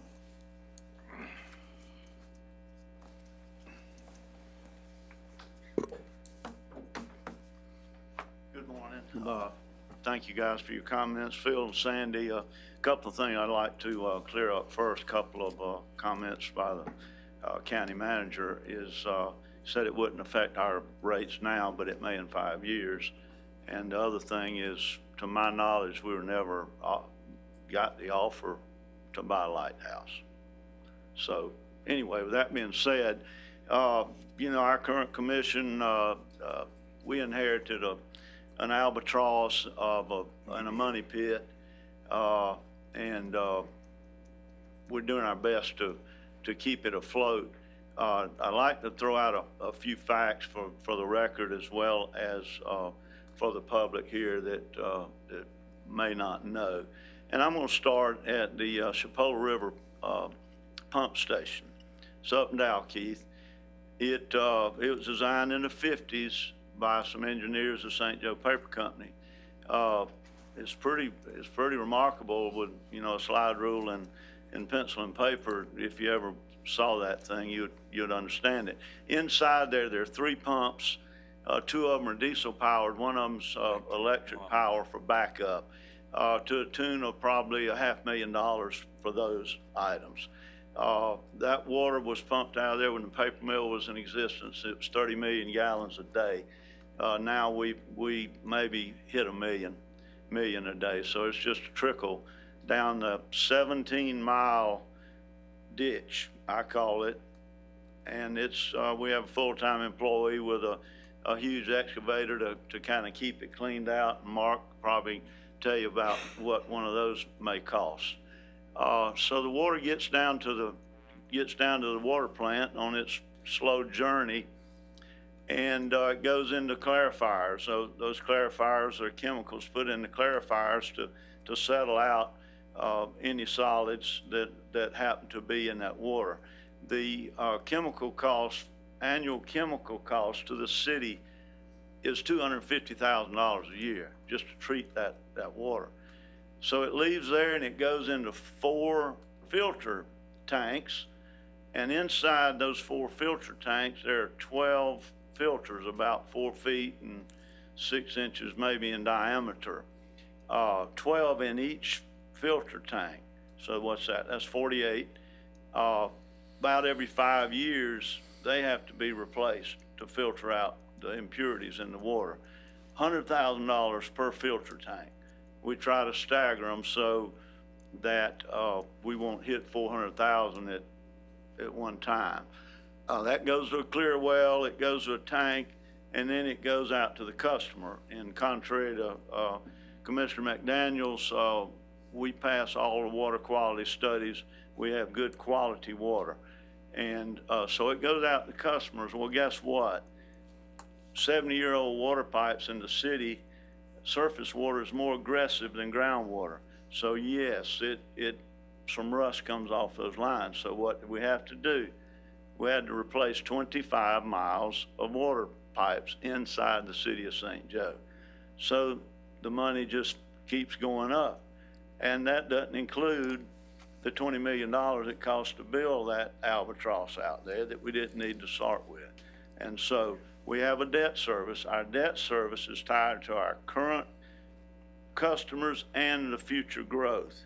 That debt service is most of it goes to DEP for money we've had to borrow from DEP.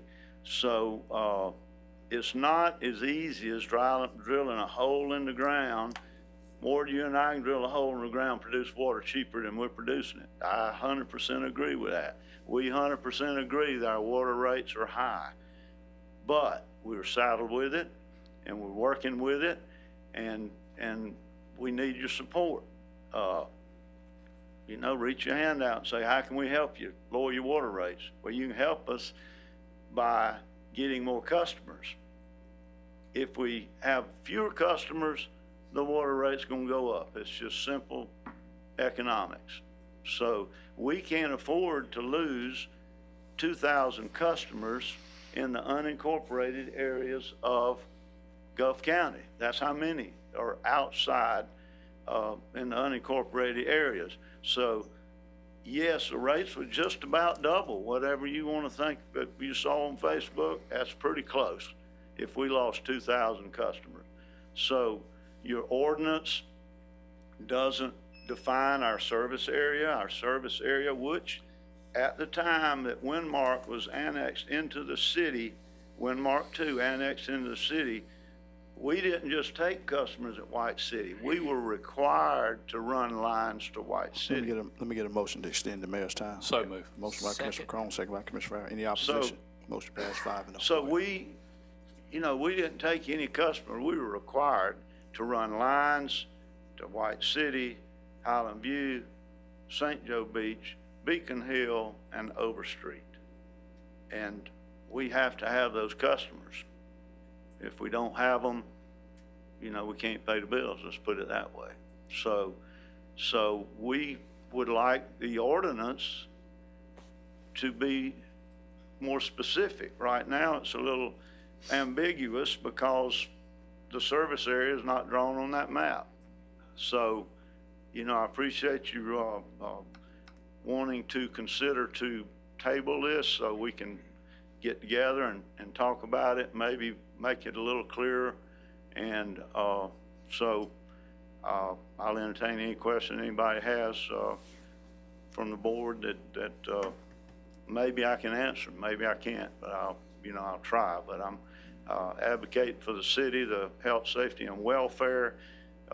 We took an oath for that, as well as you guys took an oath for the same thing, basically for the county. We are in the county, and personally, I think the city probably is the largest driver of revenue in the county, if you count ad valorem tax, sales tax, gas tax, and TDC tax, we collect quite a bit of money for the county.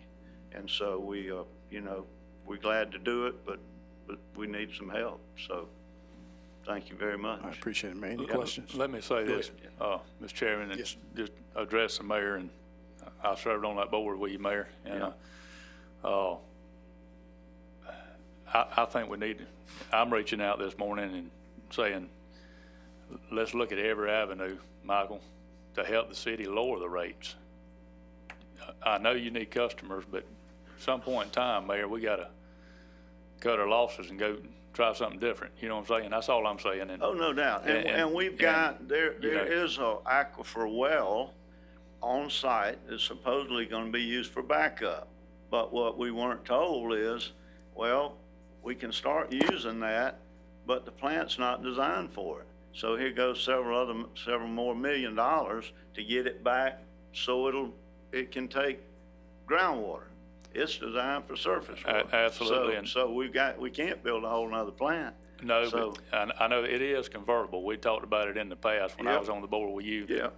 That we can convert it back to well water if we had to. And Yep.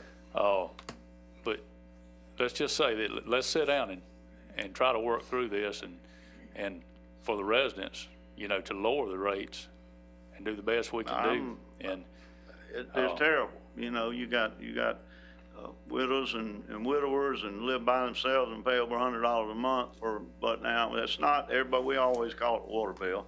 That's water, sewer, and garbage. So, but it's expensive. absolutely.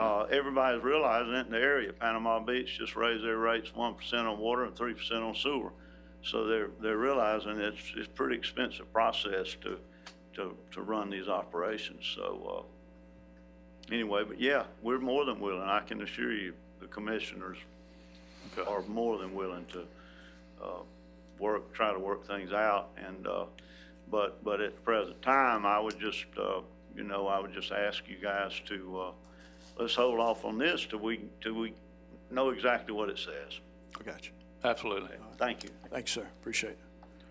All right. Any more questions, concerns? Anyone else in the public? Anyone else in the public? Yes, ma'am. Come on up. State your name and address for the record, please. Good morning. My name is Karen Reed, and I'm here representing the Laundry Basket on Reed Avenue downtown. I pay an exorbitant amount of money for the water bill at the laundromat every month. My customers live in the city and in the county. I have absorbed over the years a number of the water increases, but if what's rumored on Facebook is true, you are looking at a $3 washing machine going to $6 a washing machine. That is not palatable to anybody. I mean, most of us in this room are not my regular customers, but Mr. Quinn, you have a lot of my customers in your area. They can't afford this. They're gonna get hit at home. They choose to do, for a host of reasons, their laundry at a laundromat, not at home. They cannot afford to come in and look at a washing machine that's gonna cost $6 to run. So I don't know what we're gonna do about this, but I just feel I'm here to represent them. I appreciate it. Thank you, you. ma'am. All right, thank you, ma'am. All right, anyone else in the public? Yes, sir. Come on up. All right, hold on, Mr. Hoffman. Let me get this gentleman right here, then we'll get you.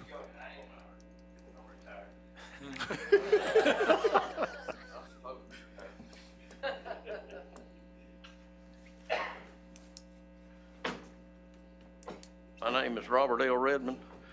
I live on Searcy Street in White City. Have come back to Gulf County the last 2 years. Stayed down here most of the time. I left here before the mill decided to leave us.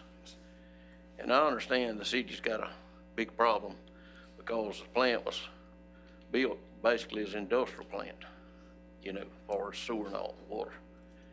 But you can't saddle people like Michael Hammond's grandmother with these bills because she's on the set income. Now, where I can pay these large bills, even though I don't like them and think they're unfair, there's a lot of people there that can't afford this. And I think it's time the county commission quit cutting bait and do something. I ain't gonna lie about it. I think part of the problem goes back to past administration on this board, not doing proper planning. And I think a lot of times Michael got criticized because he could see all this coming and a lot of other commissioners couldn't. And I was one of the people criticized him. But I talked about when I run against Michael in '96, the need for long-term planning by this board in this county. And y'all got to start doing this because stuff like that happened. Mr. McCrone there, I knew his father well, worked with him at the mill. The lack of long-term planning by the county and the city is where we at today.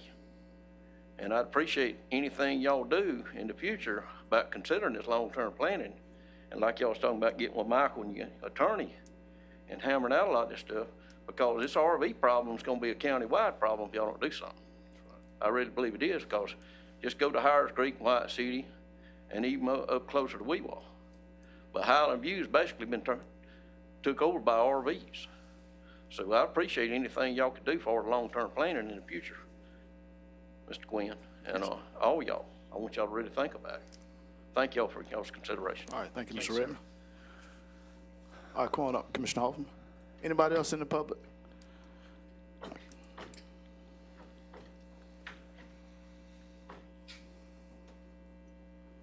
I appreciate the opportunity to speak to you.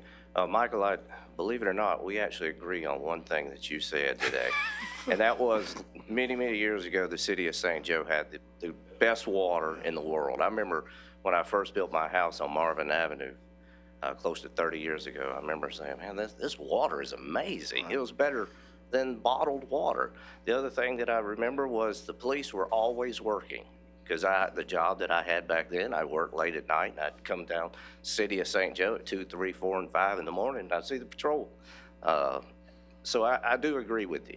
The water was better than it is today. The water costs too much. I agree. My bill is $125 to $130 a month. That's just me and my wife. No kids anymore. And that does include water, sewer, and garbage. Let me say thank you to Chairman Quinn for the many calls that you have endured over the last few days. I appreciate that. And I appreciate Phil McCrone for supporting the idea of tabling this idea. The only other thing I want to bring light to, and I think is important, is I'm sitting back there thinking, well, how do you fund a new water plant, a sewer plant? I know the city, when they were duped into building the one that we now have, we're trying to pay for, that was $21 million. And I think the ask of the county currently is somewhere around $30 million. And I want to discuss just briefly the ask.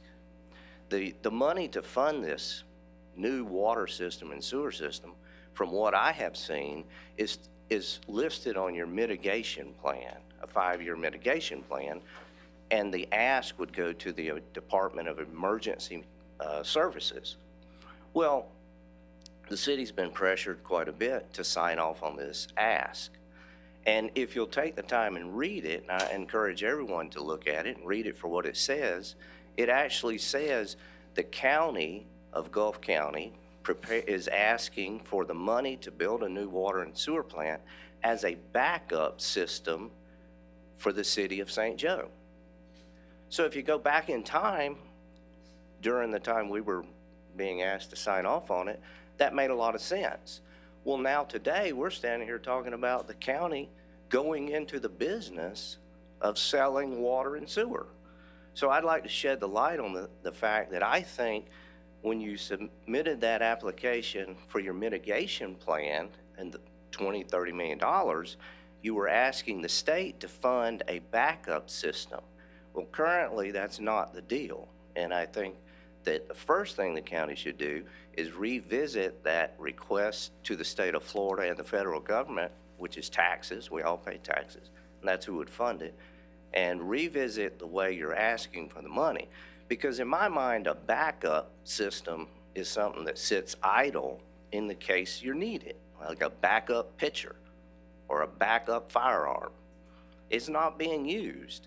So I say that to bring light to the fact that I would object to the city currently signing off on that request because I don't think it's appropriate. That's all I have. Thank you. All right, thanks, sir. And Commissioner, we didn't turn it in as a backup system. We turned it in as a system that was off the coast, out of the surge zone. And again, I think the whole point, and the mayor said it perfectly best, you pay $100,000 per set of those filters, you pay all those chemical costs, that isn't changing. So until the city decides, and I would love to help them, I mean, if we can put a plant in White City and sell them water for a third or half of what it's costing them to make it today, that's good water like we used to have out of the aquifer, they'd be fools not to take it. When we'd all be better off. But if we do not have a plan to get off surface water, ever, we're 13 years into it, then we're never gonna change the cost. The filters are gonna be the same, the chemicals are gonna be the same, and the situation with the pipes heating up onto people's slabs, including mine, will be the same. So it doesn't have to be confrontational, but at the end of the day, we're in the water business. We got 2,200 and some odd customers at Lighthouse Utilities. And again, we produce water right now in a non-$21 million plant that is less than half of your production cost. And again, that's what we're looking at. The only way to get the rates down is to get back on the aquifer, the way I see it. But Mr. Chairman, I want to Yes, sir. Go ahead. speak to the administrator about one thing. Mr. Redmond spoke from White City about us planning. 3 years ago, you and I attended a Florida Association of Counties conference down south, and the speaker said, I want to welcome everybody here, new commissioners. Said, a third of y'all won't be here next time, all right? I don't know where they go. They lose or retire, all right? Said, I want to welcome your administrators. Average lifespan in the state of Florida is 18 months for a county administrator, and we have lucky to have Mr. Butler for as many years as we did.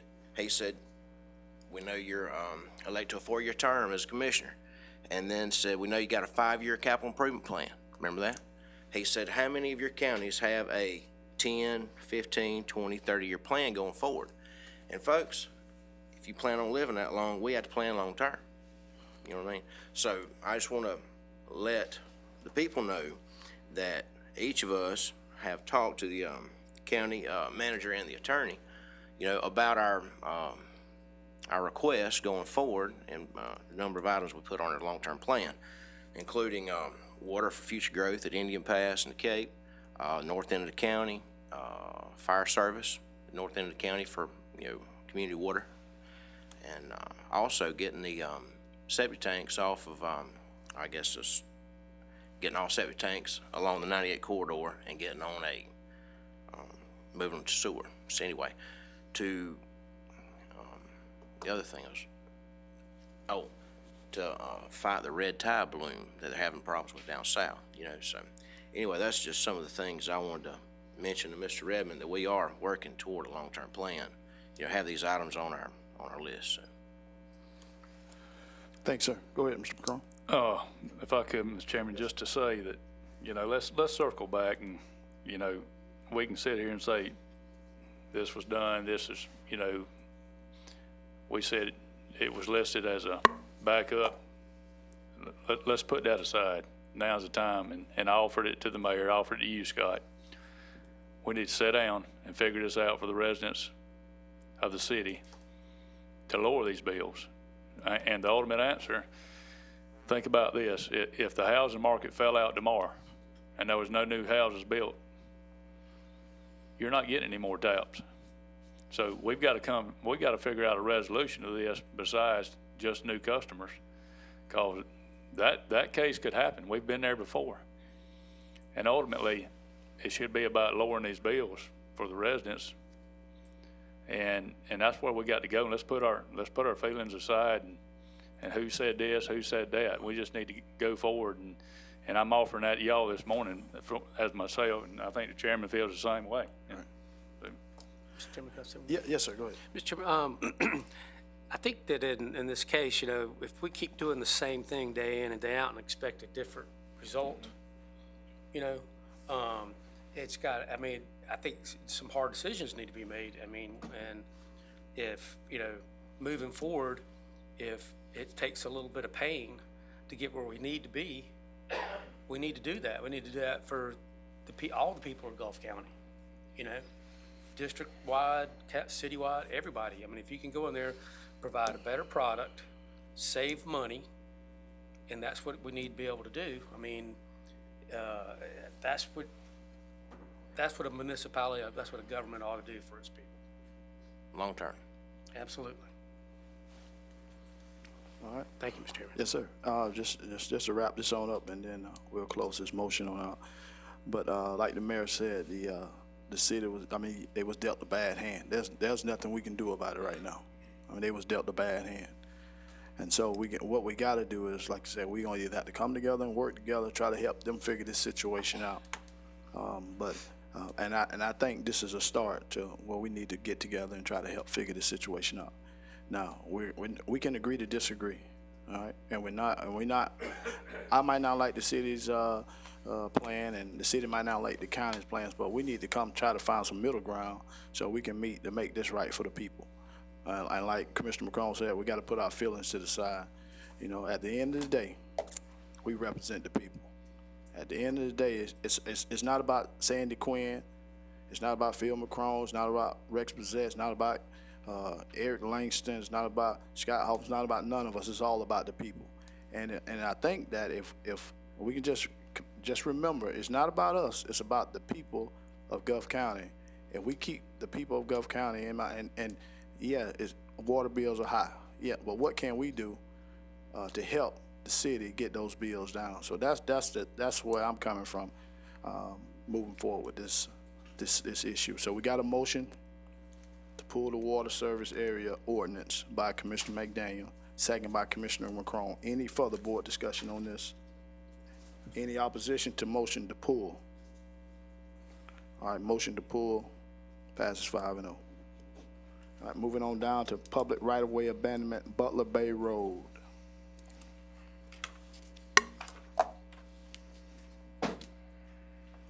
That's you, Mr. Hammond? Butler Bay Road? We'll play the video. Okay. But I don't have anything except I'm ready for y'all to vote, one way or the other. Do they have the video on? There you go. It's on. All right, TV's on out there? This is the picture aerial. We had it flown with a drone. I think Austin did this. Pretty good video. All right, go ahead and play the video.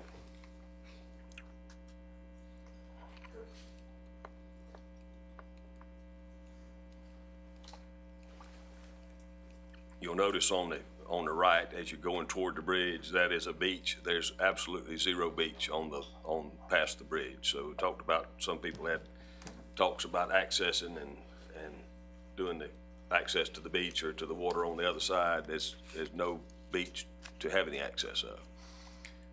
Also looks at how bad the condition of the road is, in addition to where the bridge is out and how wide that area is. It has to be spanned. That's why it costs $750,000 of that bridge.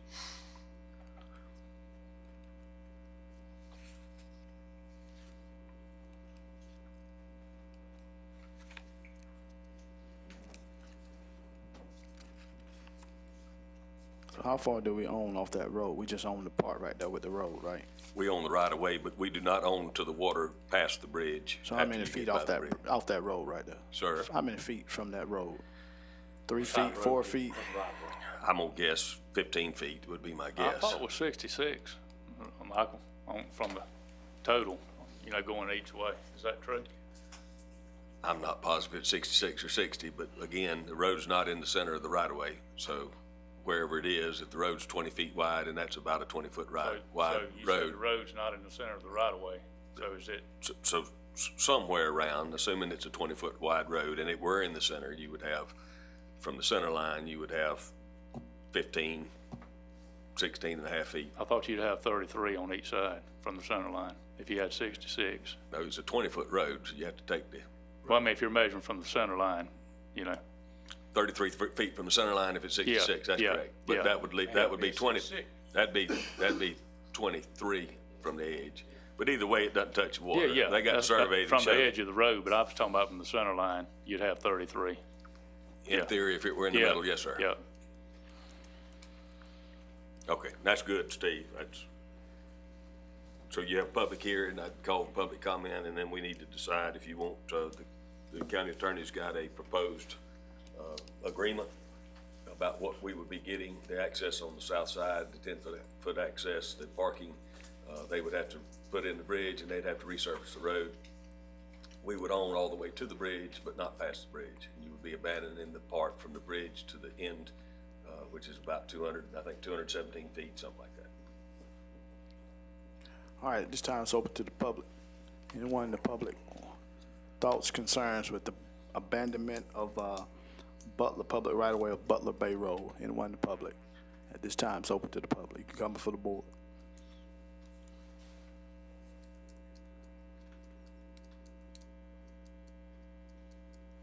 Anyone? Yes, sir. Come on up. State your name and address for the record, please, sir.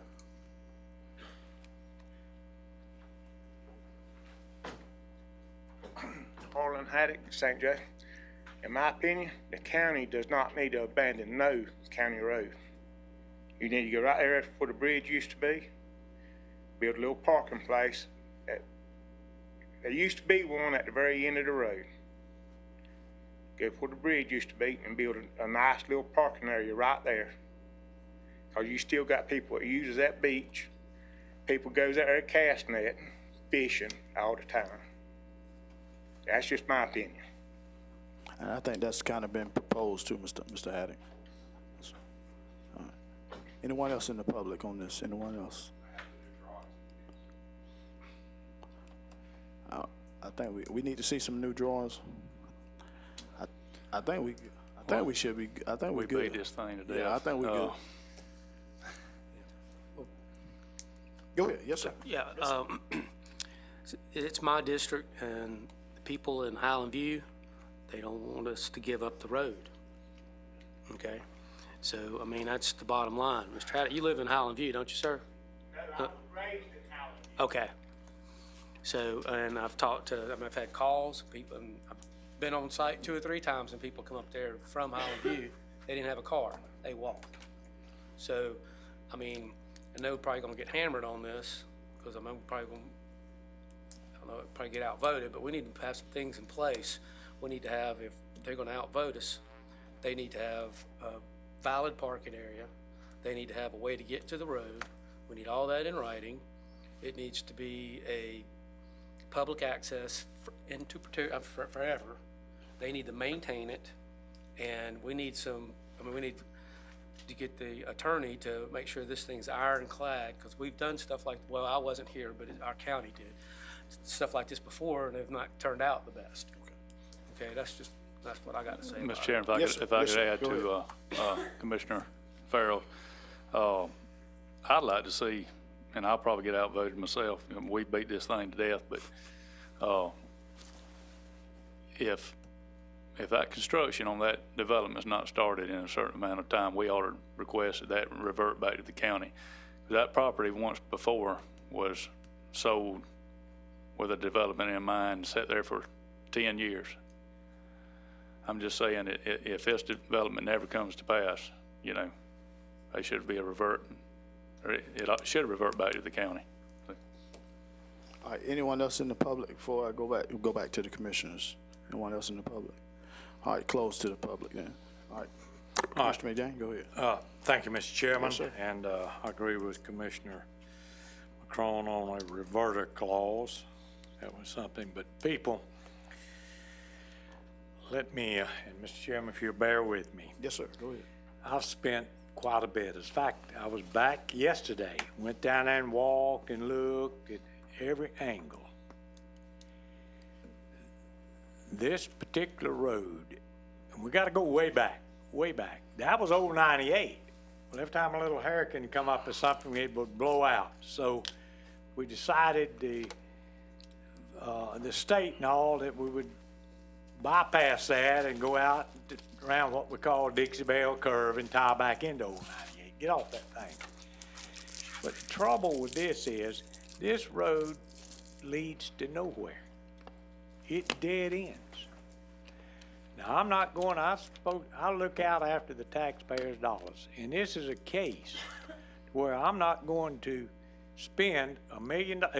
If you looking at the picture, the complete road's got to be redone. It's buckled. It's buckled up. And to build a bridge. Now, the bridge will have to be built to state specs. You're not going to run out there and take some 2x6s and lay them down and drive across there. It's got to be this. But what I'm saying is, I am not going to spend the people of Gulf County's tax dollars where you can drive 217 feet and have to turn around. You can't get out. The landowner owns the property. When you come off of the right-of-way, before you can get to the water, you can't trespass. A prime example of that, the mayor back there will know, back in the days out in Highland View, when we had the old drawbridge. When you crossed the drawbridge, you could immediately turn to the right and drive down to Mr. M.C. Woods and Mr. Gene Raffield, their place of business. Well, guess what? St. Joe Paper Company owned about a 3 or 4 foot strip there. They said, hey, you're not going to trespass on anymore. You got to go down toward Highland View and come back, which you have to do now because of the new high-rise bridge. So I just can't see us spending money to a road. Now, if it went all the way through, good. But for drive 217 or 20 feet, spend that kind of money and maintain it. I don't see it. On this side, the corporation has agreed that they will build the bridge, and it'll have to be the state spec. They will maintain the part of the county road back out to 98. They will maintain that. As you come to the bridge, to the left, there's a little beach there. They will put an access down there, give us permission to cross their property, and then you have to walk back towards Highland View. You can't go the other way unless you swim over there. When you swim over there, you're on rocks, and you're on their property. So I don't see us spending that kind of money to just for somebody can go over there and turn around and come back 217 feet. If you got business in there, if they develop it, sure. You got business, you'll go. But I don't see it. I mean, I got to look at it after the taxpayers' money, and I think this would be a wise move to, as the attorney, now he's got it pretty ironclad, what they can do and what they can't do. Now, maybe the reverter clause that the commissioner mentioned over here would be something to put in there. If they do not develop or something in a certain period of time, then all the deals are off. It all reverts back. But that's the whole thing right there. That's the whole thing. I can't see spending the taxpayers' money to just drive over to turn around to come back. You can get it, drive over there if you want to, and you sit on the tailgate of your truck, but you can't walk down to the water because you can't go anywhere. Mr. Chairman, I just wanted to put that in there. That's all. I think and I appreciate Mr. Cawthorn flying that drone over there. Just the actual visual of that showed a lot. And look at the condition of that road. It's you're not going to resurface it. It's got to be redone. It's buckled up across the bridge all the way into center line. You'd have to put a whole new road there. It'd all have to be torn up. Now, we're maintaining the better part of it for the county. We could give it all the way out to 98. And remember again, that's city property. It's annexed in by the city. We could give the city the road, and they'd probably say, hey, we don't want this aggravating thing. No. So I don't know that. I may be spoken out of turn there, but anyway, I think we need to look at this and go ahead and what the attorney has drawn up and work with the developer and abandon this portion, this 200 plus feet of highway or road. All right. Thank you, Mr. Chairman. All right, thanks, sir. Mr. Novak, what is you got the proposed information that we... Do you want to read that to you, Mr. Chairman? Please, sir. Carrie's going to give you each a copy of, so she's handing it out. The last 3 meetings, you've all had discussions on this petition for an abandonment. It was advertised for today's public hearing, Mr. Chairman, which you've done, and asked for public comment. And then I went ahead and took your last 3 hearings or meetings on the topic and incorporated what as I understood it, the proposal from Gulf Place Development LLC's proposal to you in exchange for what they've asked for. It reads as follows: a resolution of Gulf County Board of County Commission for its authorizing vacation and abandonment of right-of-way along Butler Bay Road pursuant to Gulf County abandonment policy with a notice public hearing and approving vote of the Board of County Commission, authorizing, directing county officials, officers, employees, and agents to take such actions as may be necessary or desirable in furtherance of the abandonment directives herein, providing for authority and providing for an effective date. Gulf County Board of County Commissioners has adopted a vacation, abandonment, discontinue, or close easements, right-of-ways, and roadways, alleyways, and plats policy. You did that on May 31st of 2014. Whereas the Commission has adopted said policy, which cites in part the basis and authority for Gulf County's consideration and approval of said abandonments, Florida Statute 125, Section 336, and Section 177. Whereas Florida Statute 336 provides authority to this County Commission to properly under its control and authorizes Gulf County to use it at its discretion upon the petition of any person or persons, and is authorized and empowered to do the following: vacate, abandon, discontinue, or close any existing public or private street, alleyway, road, highway, or other place used for travel, or any portion thereof other than a state or federal highway, and to renounce and disclaim any right of county or public in to any land in connection therewith. Whereas the County Commission has received the application of Gulf County landowner Gulf Place Development LLC for the abandonment of the attached property described. Whereas Gulf County public notice and public hearing required by your county policy and confirmation from the County Planning Department of the owner's satisfaction of the policy requirements and conditions that include the following: publication in a newspaper of general circulation where the tract or parcel of land is located 2 weeks prior to the public hearing. A copy of the notice of public hearing is printed in a newspaper, has been mailed to each of the landowners who joins the proposed vacation. A notice mailed by certified mail, return receipt request at least 10 days prior to the public hearing. A petitioner has posted the notice on the right-of-way for which the petition was made in a conspicuous place at least 15 days prior to today's public hearing and remained posted until after this public hearing. And the petitioner has made necessary deposits to the county to cover all costs of advertising, recording documents, and mailing notices, postings, property, in addition to the initial application fee. Whereas the Commission has reviewed the petition of the application of Gulf Place Development for the abandonment of the attached described property that adjoins Gulf County, and who has submitted its consent to the requested abandonment, having met all conditions necessary to complete the abandonment, shall receive this authorizing resolution. Now therefore be it resolved by the Gulf County Board of County Commissioners in regular session 27th day of April 2021 hereby grants and requested abandonment with the following conditions as follows. The applicant through the Planning Department has published a notice of adoption of this resolution one time in an issue of newspaper of general circulation in Gulf County. The petitioner shall, through the clerk of court, have recorded in official records of Gulf County proof of publication of the notice of intent, the resolution as adopted by the board, and the notice of adoption of such resolution.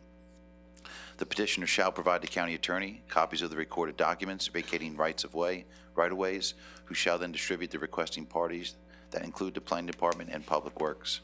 The petitioner agrees as a precondition of this abandonment to submit the proposed 10-foot pedestrian easement access from the public portion of Butler Bay Road to the mean high water line of St. Joseph Bay shoreline for all residents of Gulf County public access in perpetuity. The petitioner, as a precondition of this abandonment, agrees to wholly and exclusively resurface the public sections of Butler Bay Road off of U.S. Highway 98 to the entrance of the petitioner's private property and planned unit development and the entrance to the rebuilt bridge.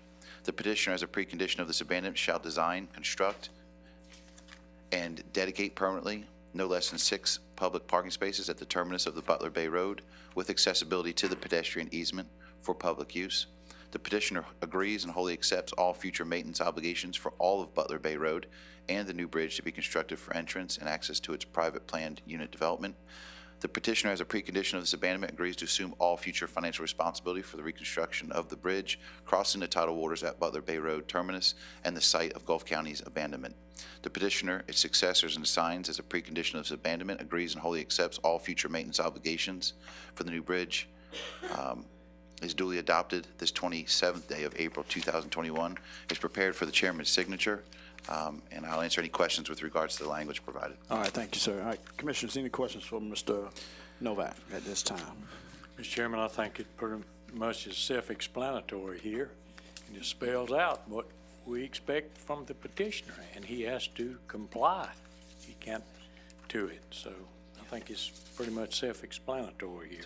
So let me just put this on the record, just make sure, just in case some people, so the petition, we're gonna abandon the road from the bridge on back to Butler's property right there.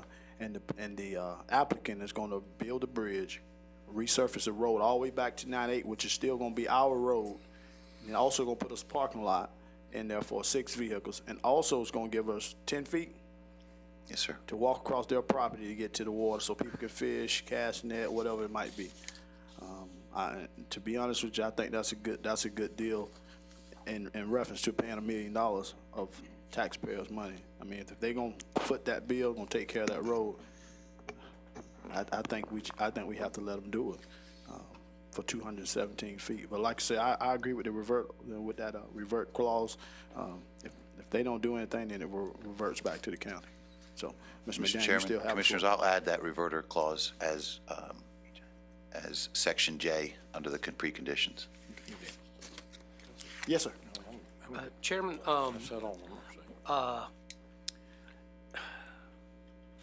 and I agree with the reverter clause if this thing's gonna be run over. But if it's, also there ought to be some type of standard, and we can't say the standard is, that road today is our standard. We'd like for it to be, but I guess if they're, they're selling property, they're gonna keep it up. There's gonna come a time and place though, and I deal with this all the time, that it's gonna revert to an HOA, a homeowners association. So that also would have to apply to them, which is gonna be another board, but we just need to have some teeth in it.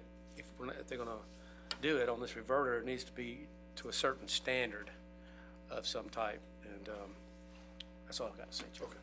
All right, Mr. Novak, so we just want to make sure you put us some teeth in that thing just in case something goes south. Yes, sir. All right, thanks, sir. All right, Mr. McDaniel, you still have the floor. I'm sorry. I'm good, Mister. I think I've got my point across. Okay. And, Any more commissioners' thoughts and concerns? All right, well, I think we need to make a decision.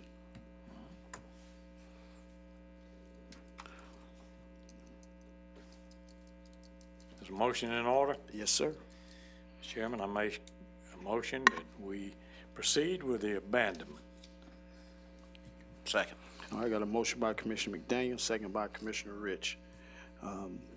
And just for clarification, Mr. Novak, what part are we abandoning? Just to make sure we got it on record again. From the bridge forward. All right, from the bridge forward. All right, thank you, sir. So we still own from the bridge back to 98. All right. So I got a motion by Commissioner McDaniel, second by Commissioner Rich. Anyone in the public on this? Anyone in the public? Anyone in the public? All right, any opposition to the motion? I vote no. I vote no. And the chair votes yes. So motion passes 3-2. All right. Moving on down to item 3, Gulf County Tax Abatement Ordinance. That's you, Mr. Novak. Mr. Chairman, Commissioners, I'd ask if you would please table that public hearing. It requires 2 public hearings, but also statutory language for a referendum of the electors of Gulf County, and we need to look into that further. We have an ordinance prepared. I'll be happy to provide it to you, but I recommend that you table it for its first reading today. All right, I entertain a motion. We table. Motion to table. Motion by Commissioner McDaniel, second by Commissioner Farrell. Any further board discussion on this? Anyone in the audience on tabling this? Anyone in the audience? Second was Commissioner Farrell. All right, anyone in the public on this? Any opposition to that motion?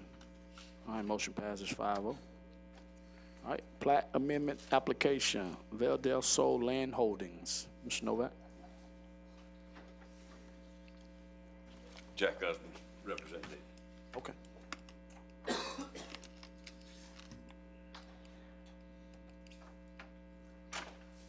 Thank you, Mr. Chairman. If I may give you a handout here.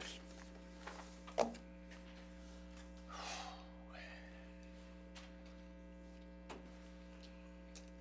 it in 2 different sections. Thank you, Jack. Yes, sir. Thanks, Jack. Nice.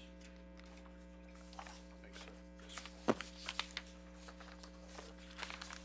Sure, I think we may have one. Yes, sir. Yes, sir. Thank you, Jack.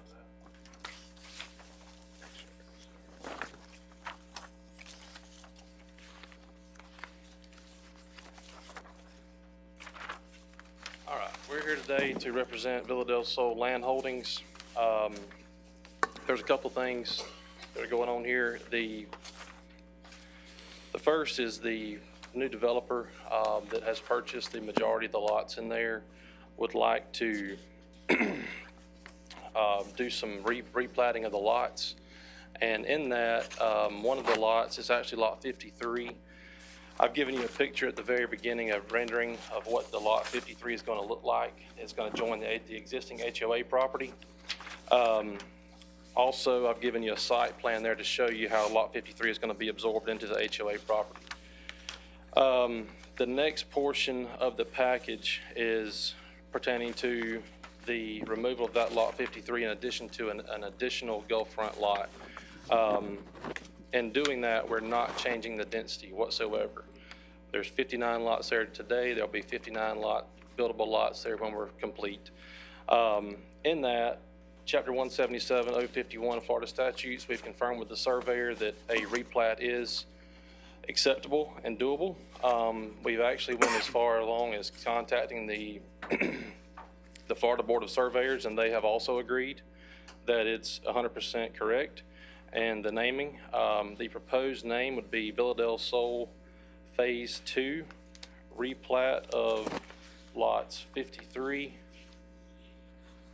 16, 17, 18, 19, 23, 24, 28, 29, and 30. And if you can turn on the second portion there, the second page, the second 11 by 17 there, I've outlined for you the areas that we've defined. And then that will, and then also on the last page, I've got the areas. I did a density calculation just to make real sure that all the bases are covered. Our surveyor, Mr. Wade Brown, has done a new survey with a new mean high water line. The beach is actually accreted since this plat was done. We actually have 61.9264 density units allowed. And again, all areas are based on a survey dated April 5th, 2021. So the idea, and I've also given you a site plan there showing the actual 10 lots there along the Gulf front that actually extend out. That was a beach common area. I've got the amended and restated declaration of covenants, conditions, and restrictions. So this document is signed by 100% of the property owners. And at this time, they agreed to all the changes and quit claiming any interest in the beachfront parcel. So I've tried to cover all the bases here. If I can let Mr. Novak see I brought the covenants with me. They're like 85 pages, so I didn't give you all one. I didn't figure you needed one, but I'll be happy to hand over a paper copy to Mr. Novak as well.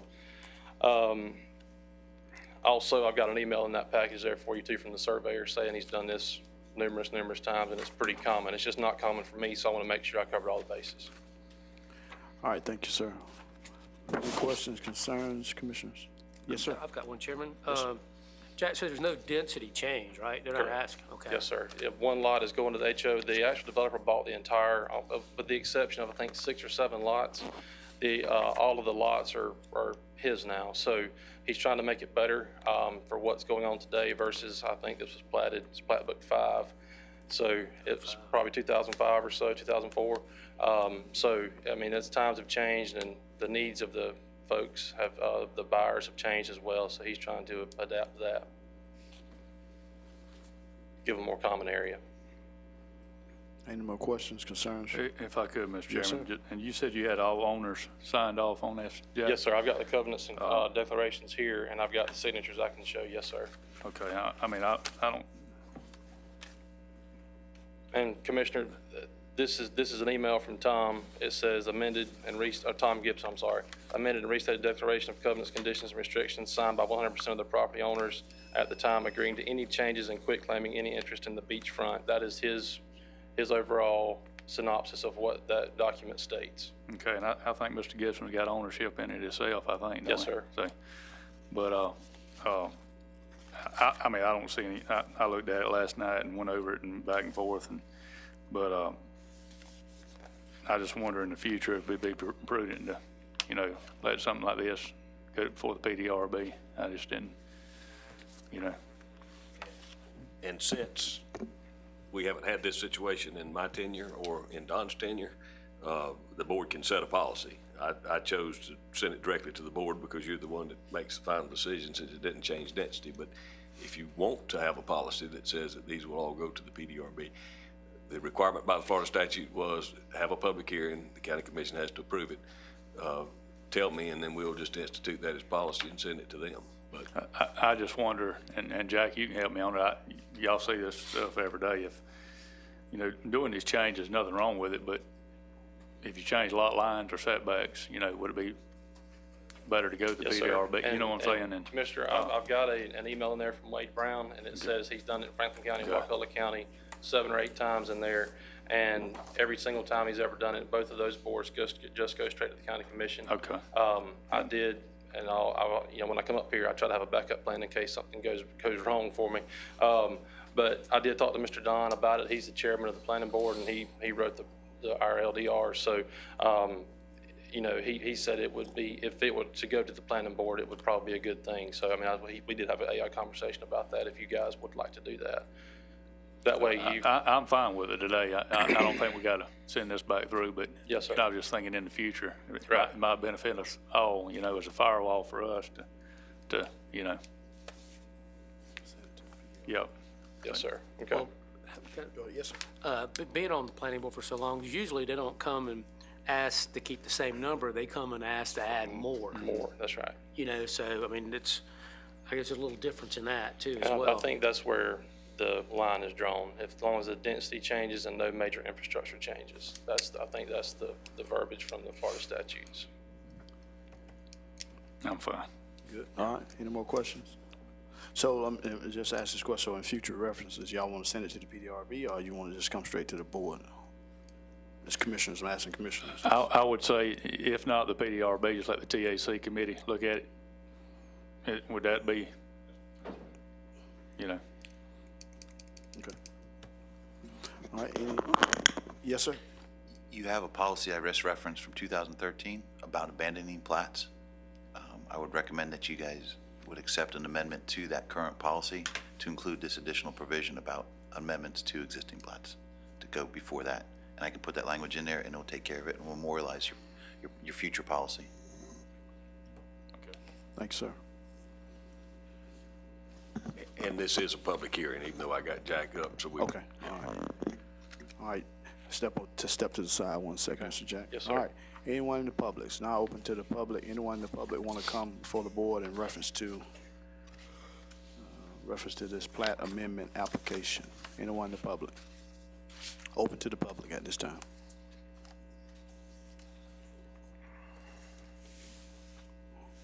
All right. Closed to the public. All right. What's the wishes of the board?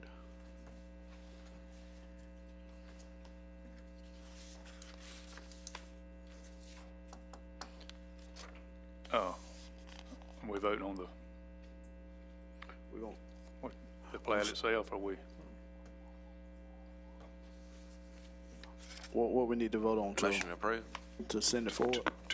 Well, you already told me about the policy, so just the Yeah, plat. so move to approve. The replat, what we'll Yep. call it. Yep. All right. Got a motion by Commissioner McCrone, second by Commissioner Rich. Any further board discussion on this? Anyone in the audience? Any opposition? Motion passes 5-0.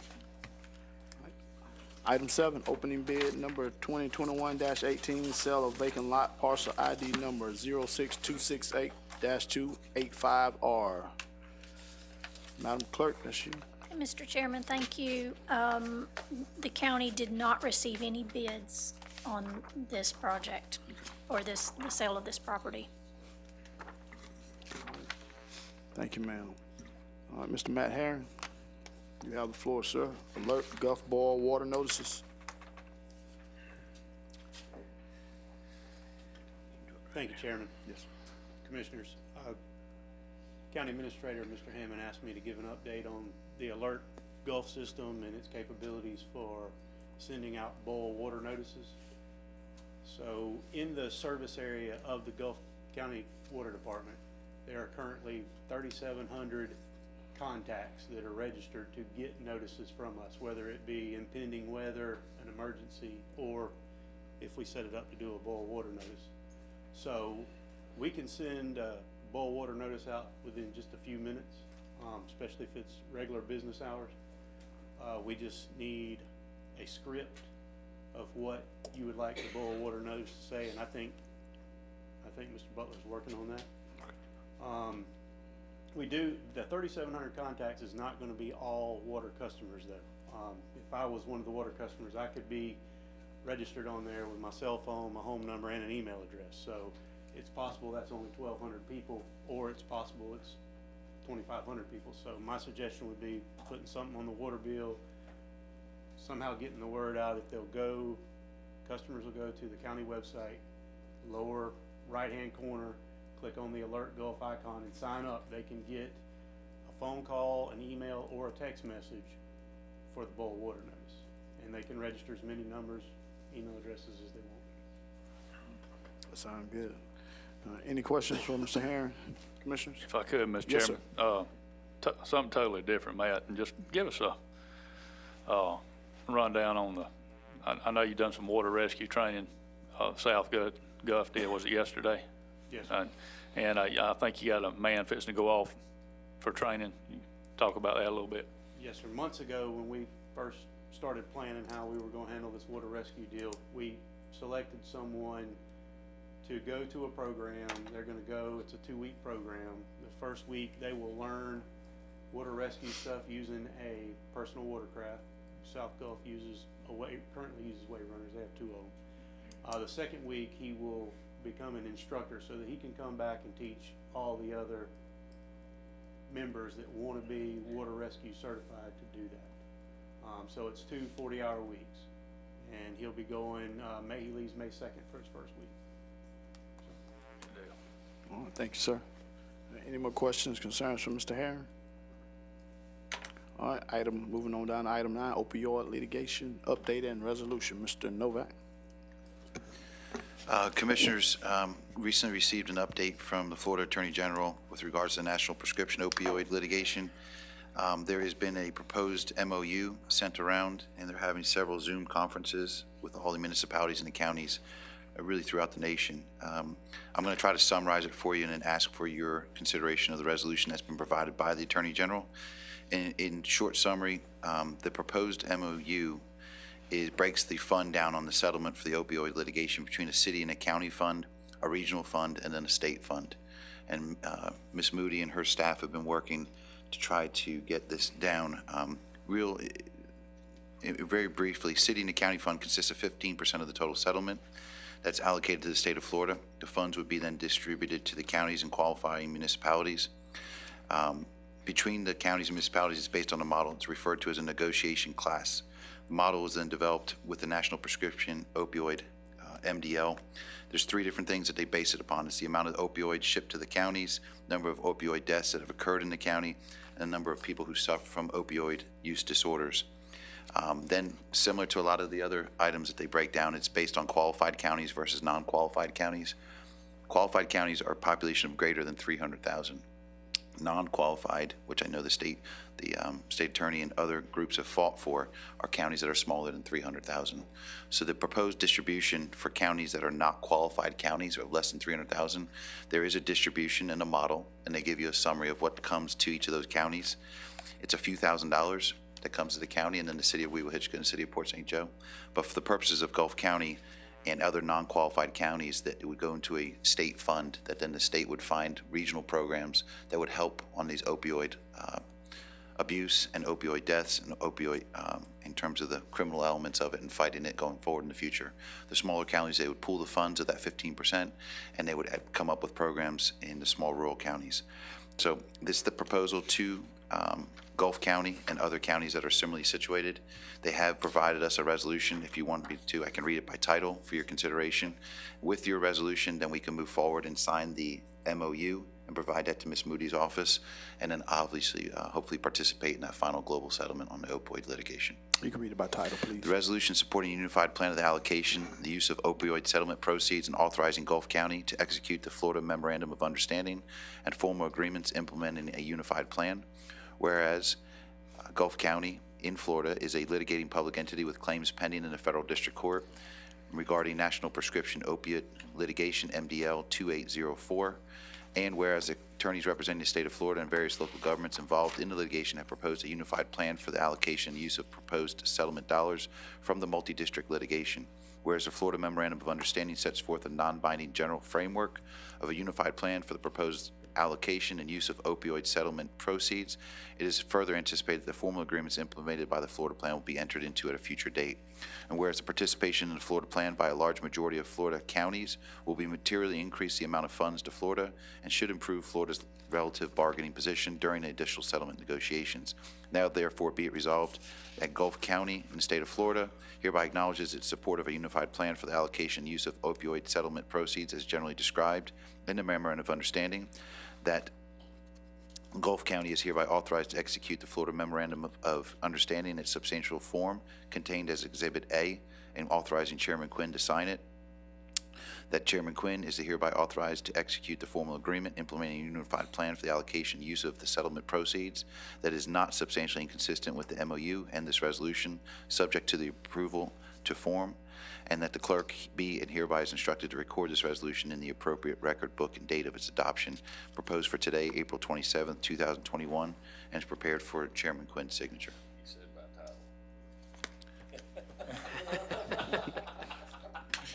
I'm sorry, Mr. I think you said my title. Mr. Chairman, I only have 4 more pages. Yeah, Mr. Novak. All right, any questions, concerns, and references, commissioners? All right. So we need a motion to accept this resolution. So moved. All right, motion by Commissioner McDaniel, Second. second by Commissioner McCrone. Any further board discussion on this? Anyone in the public? Anyone in the public? Any opposition? All right, motion passes 5-0. Mr. Josh Adams. Oh, I'm sorry. If I can, I know earlier you went through county staff business, so under litigation update and report, Yes. You, at your last meeting, special meeting, you authorized the county to move forward on, and I need to give you this update as well for it to be on public record. If you recall, you had a workshop, you had asked the city to consider not adopting ordinance 584 with regards to annexation. You met special meeting last week. You instructed me to move forward with the conflict resolution procedures under Florida Statute 164. We have since sent that notice out to the city and told them that on May 11th, 9 a.m. in this boardroom, the city has already said they'll be here with their staff as well as the county commission and their staff, and we will go ahead and notify that in the legal ads this week, consistent with Florida Statute 164. So I just need to add that to your litigation report, sir. All right, thank you, sir. Yes, sir. All right, Mr. Josh Adams. Appalachia Regional Planning Council.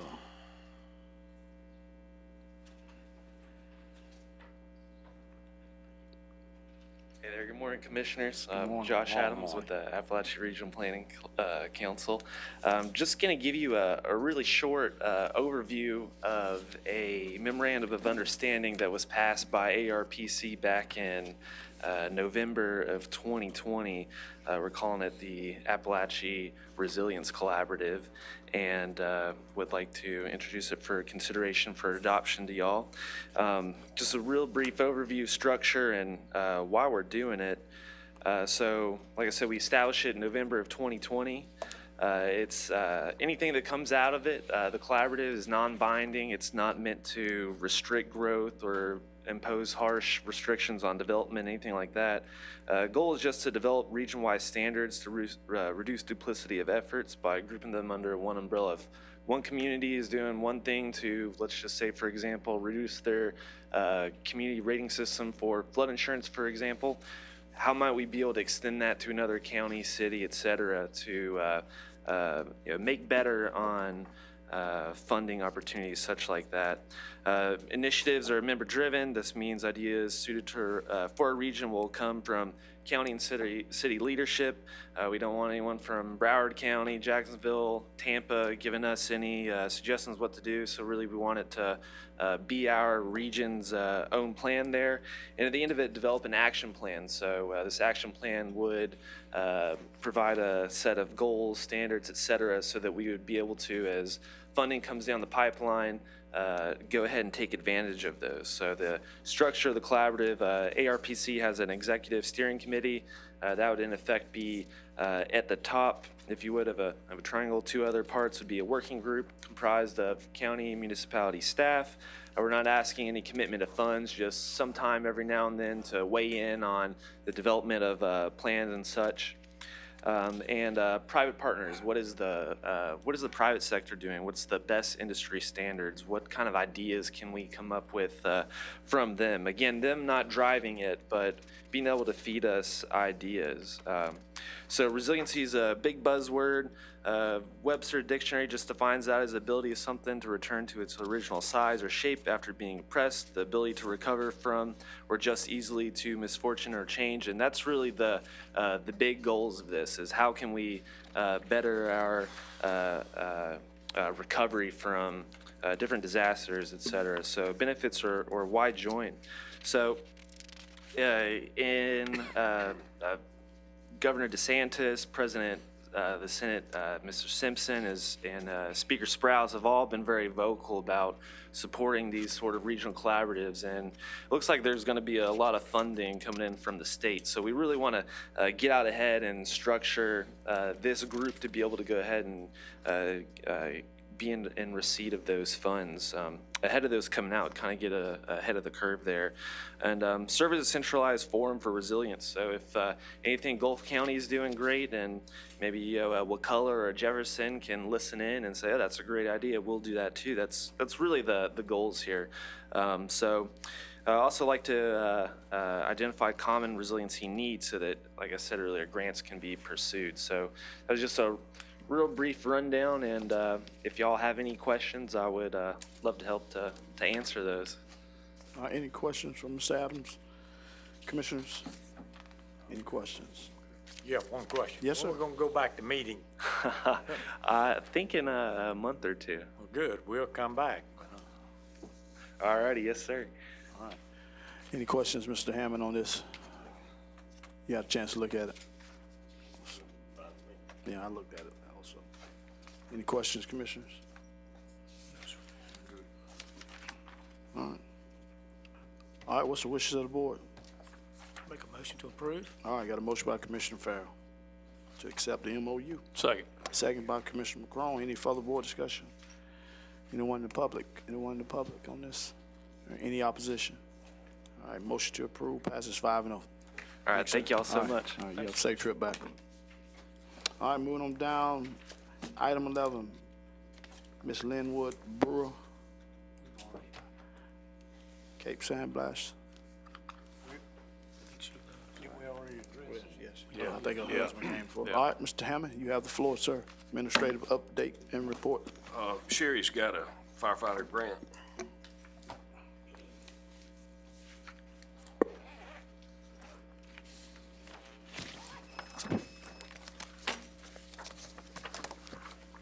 Yes, sir. We applied for and received and accepted a grant agreement with State Fire Marshal for the cancer decontamination washer. Due to the time frame on getting that ordered and delivered, we could not meet the original June 30th deadline, so we are requesting an extension for asking board approval for extension to September 30th. Any questions from Ms. Herron? If there been, accept the motion to move forward. So moved. All right, motion by Commissioner McDaniel. Second. Second by Commissioner McCrone. Any further board discussion on this? Anyone in the public? Anyone in the public? Any opposition? All right, motion passes 5-0. Thanks, sir. Page 6, Mr. Chairman, permission for you to sign the hurricane loss mitigation contract. All right, entertain a motion. Motion. All right, motion by Commissioner McCrone, second by Commissioner Farrell. Any further board discussion on this? Anyone in the public on this? Anyone in the public? Any opposition to that motion? All right, motion passes 5-0. Page 7, appointing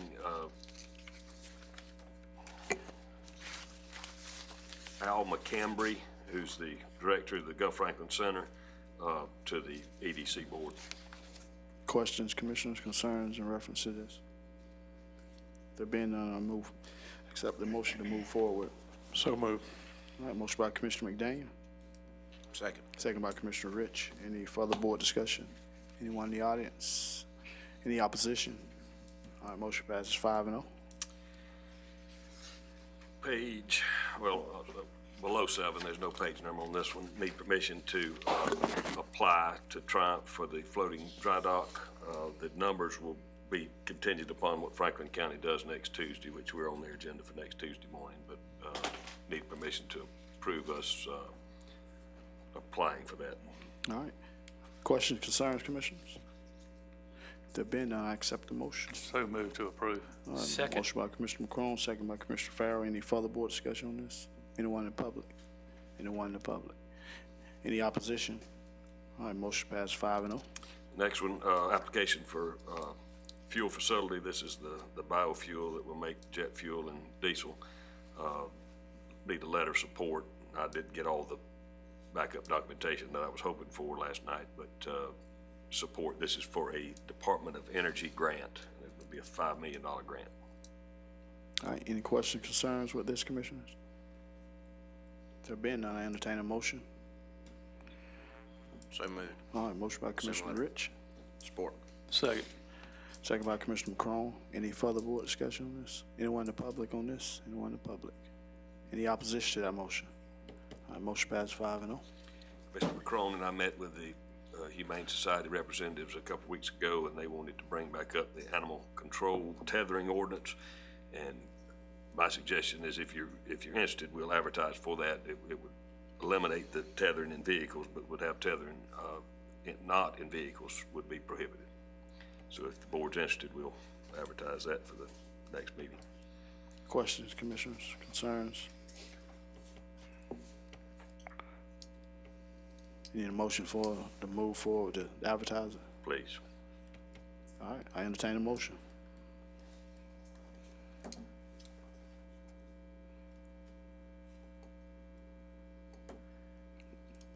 So move. All right, motion by Commissioner McDaniel. Second for discussion. All right, second by Commissioner McCrone. You have the floor. Just to clarify, you're taking out the tethering in the trucks. That's correct. Everything else? That's correct. Okay, okay. You wouldn't be able to tie up a dog to a tree and. Right, Yes. right. But you could tether your own dog in the back of your vehicle. Yes. And I think we discussed, they make a type of a cable type deal that That would not be considered a tethering. dog can if they move had back and that- forth. Run Yeah. the line, that's Okay, correct. all right. Mr. Chairman, isn't that, correct me, isn't that state law? On this tethering, the animals in the back of the vehicle? Do they have to be? I don't think Sheriff? so. Okay, maybe I've read something wrong or something. Okay, all right. All right, any more questions, concerns? All right, anyone in the public on this? Anyone in the public? All right, any opposition to that motion? All right, motion passed 5-0 to advertise. Mark's got Amnesty Day set up. So there have been some questions about Amnesty Day and when we're gonna have it. I reached out to BCC and they're gonna hold it in our courthouse parking lot on May the 15th, Saturday, from 8 to 4 Eastern. And essentially the stuff they'll be taking is the household hazardous waste kind of stuff, not the normal stuff you could take out to the transfer station. An example of that is like batteries, antifreeze, fluorescent lamps, cleaners, solvents, pesticides, that kind of stuff, paint, stuff that you can't get rid of at our transfer station. It'll be a day they can bring it out here, they'll have lined dumpsters and they'll take it. Good deal. Just a plug for the transfer station, I have a second. It's running smooth, it's open 6 days a week from 8 to 4. And cleanest transfer station you will have ever been to if you'll go visit it. Very nice, operation is perfect. We're having a good time with it. Thanks, sir. Great design. I think it turned out great when it transferred. Yeah, working out great. Yep. Need permission to advertise our property casualty and workers' comp insurance for the coming fiscal year. All right, entertain the motion. So moved. So, motion by Commissioner Rich, Second. second by Commissioner Farrell. Any further board discussion? Anyone in the public on this advertising? All right, any opposition? Motion passed 5-0.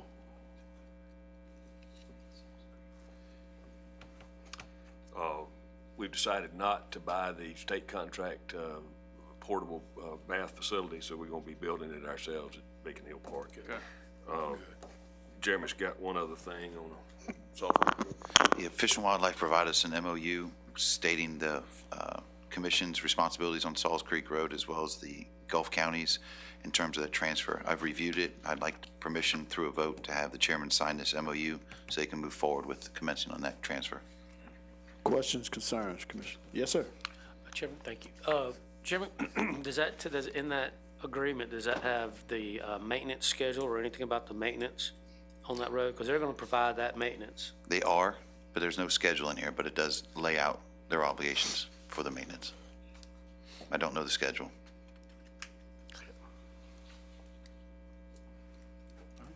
Any more questions, concerns? There being entertain a motion, we accept it. So moved. All right, motion by Commissioner McDaniel, Second. second by Commissioner McCrone. Any further board discussion? Questions, concerns? Anyone in the public on this? Anyone in the public? Any opposition? All right, motion passed 5-0. All right, Commissioners, y'all got anything before we get out? Yeah, public. Anyone in the public want to come before the board? You're welcome to at this time. Anyone in the public? Everybody good? All right, it's been a long meeting. All right. Thank everyone for coming out to the meeting. I entertain a motion to adjourn. So moved. Motion by Commissioner McDaniel. Later? Give me a second. Need a second. Second. Second by Commissioner Hang on McCrone. just a second. Do you want to come up and talk on that? Hold on a second. Come on back. Come on back. Come on back. All I'm right. sorry. All right, motion. Who made the motion? All right, Commissioner McDaniel, come on back. I need you to pull your motion to adjourn. Pull your motion to adjourn. We on adjourn. All right, he pulling his motion to adjourn. Go ahead and catch you before you get out of the building, right? Yeah. Commissioners, good morning. My name's Chris Langston. I'm here to address the board. It's a request from Liberty County to support I'm going to go ahead and read a letter. I don't know if all the commissioners have gotten a copy yet or not. I can follow that up after the meeting. The Liberty County Commissioners request the support of Gulf County Board of County Commissioners to assist in our attempt to obtain state-owned property located in Tatesville State Forest, specifically southeast corner of Liberty County, for the mining of fossilized shell to assist in the restoration of Apalachicola Bay oyster reef complexes. In 2010 and 11, the state of Florida allowed an unregulated oyster harvest, fearing the BP oil spill would penetrate the Florida coastal waters. This one-time relaxation of regulations led to an overharvest action which decimated Apalachicola Bay's oyster habitat. The state of Florida has since closed Apalachicola Bay for oyster harvest, severely impacting coastal communities. Restoration of this critical resource is vital to communities in our area to expand the industry to the benefit of the sport of professional fishermen, oyster farmers in our community, and our economy. The state of Florida has utilized fossilized shell and blue limestone from Kentucky, with fossilized shell having the best results. The most recent example of this technique was in 2014-15, where the Department of Natural Resources in the Chesapeake Bay area utilized 100,000 plus cubic yards of fossilized shell for culture depositions. These depositions outperformed all other materials used in the same application. Chesapeake Bay is now experiencing a dramatic increase in oyster densities, as well as producing the best blue crab harvest in over a decade, in addition to better water quality. In this land mining proposal, the primary purpose and the use of fossilized shells to restore Apalachicola Bay's struggling wild oyster habitat in our area. The mineral has been proven effective in restoration projects located in other areas and could be useful here. While we understand that the result from an ongoing FSU restoration study will drive future efforts, by putting steps in motion now, we can be in a position to capitalize on those results. Liberty County Board of County Commissioners recognize that this will be a long process, probably involving land swaps. Still, our first step is to show community support for the project. And I ask that y'all address that. All right, thank you, sir. Any questions, commissioners? Send a letter of support in reference to. Yes, sir. I did talk to the clerk of court in Liberty County, and they're 100% for it, and also read about what they did up there in the bay. And it's a long way to carry those oyster shells all the way up there, but you're putting lime rock in now, correct? They are preparing to start this fall with the same blue limestone out of Kentucky. Yeah, so this should just be putting something back that had been there at some point in time. I think it's a good program. I think it could speed something along and help the people in Franklin County and Gulf County. It's going to be actually all of Florida's Gulf Coast. That's good. All right, any more questions, concerns? All right. If there being none, I have no problem with helping sending a letter of support. I think it's a good. So moved, send a letter. All right, got a motion by Commissioner McDaniel, second by Commissioner McCrone. All right, any further board discussion on this? Anyone in the audience? Anyone in the audience on this? All right, any opposition to that motion? All right, motion passed 5-0. Thank you, sir. Gentlemen, thank you very much. Sorry to catch you right there as you That's leave. all right. All right, entertain a motion to adjourn. So moved. Second. Motion by Commissioner McDaniel, second by Commissioner Farrell. Any opposition?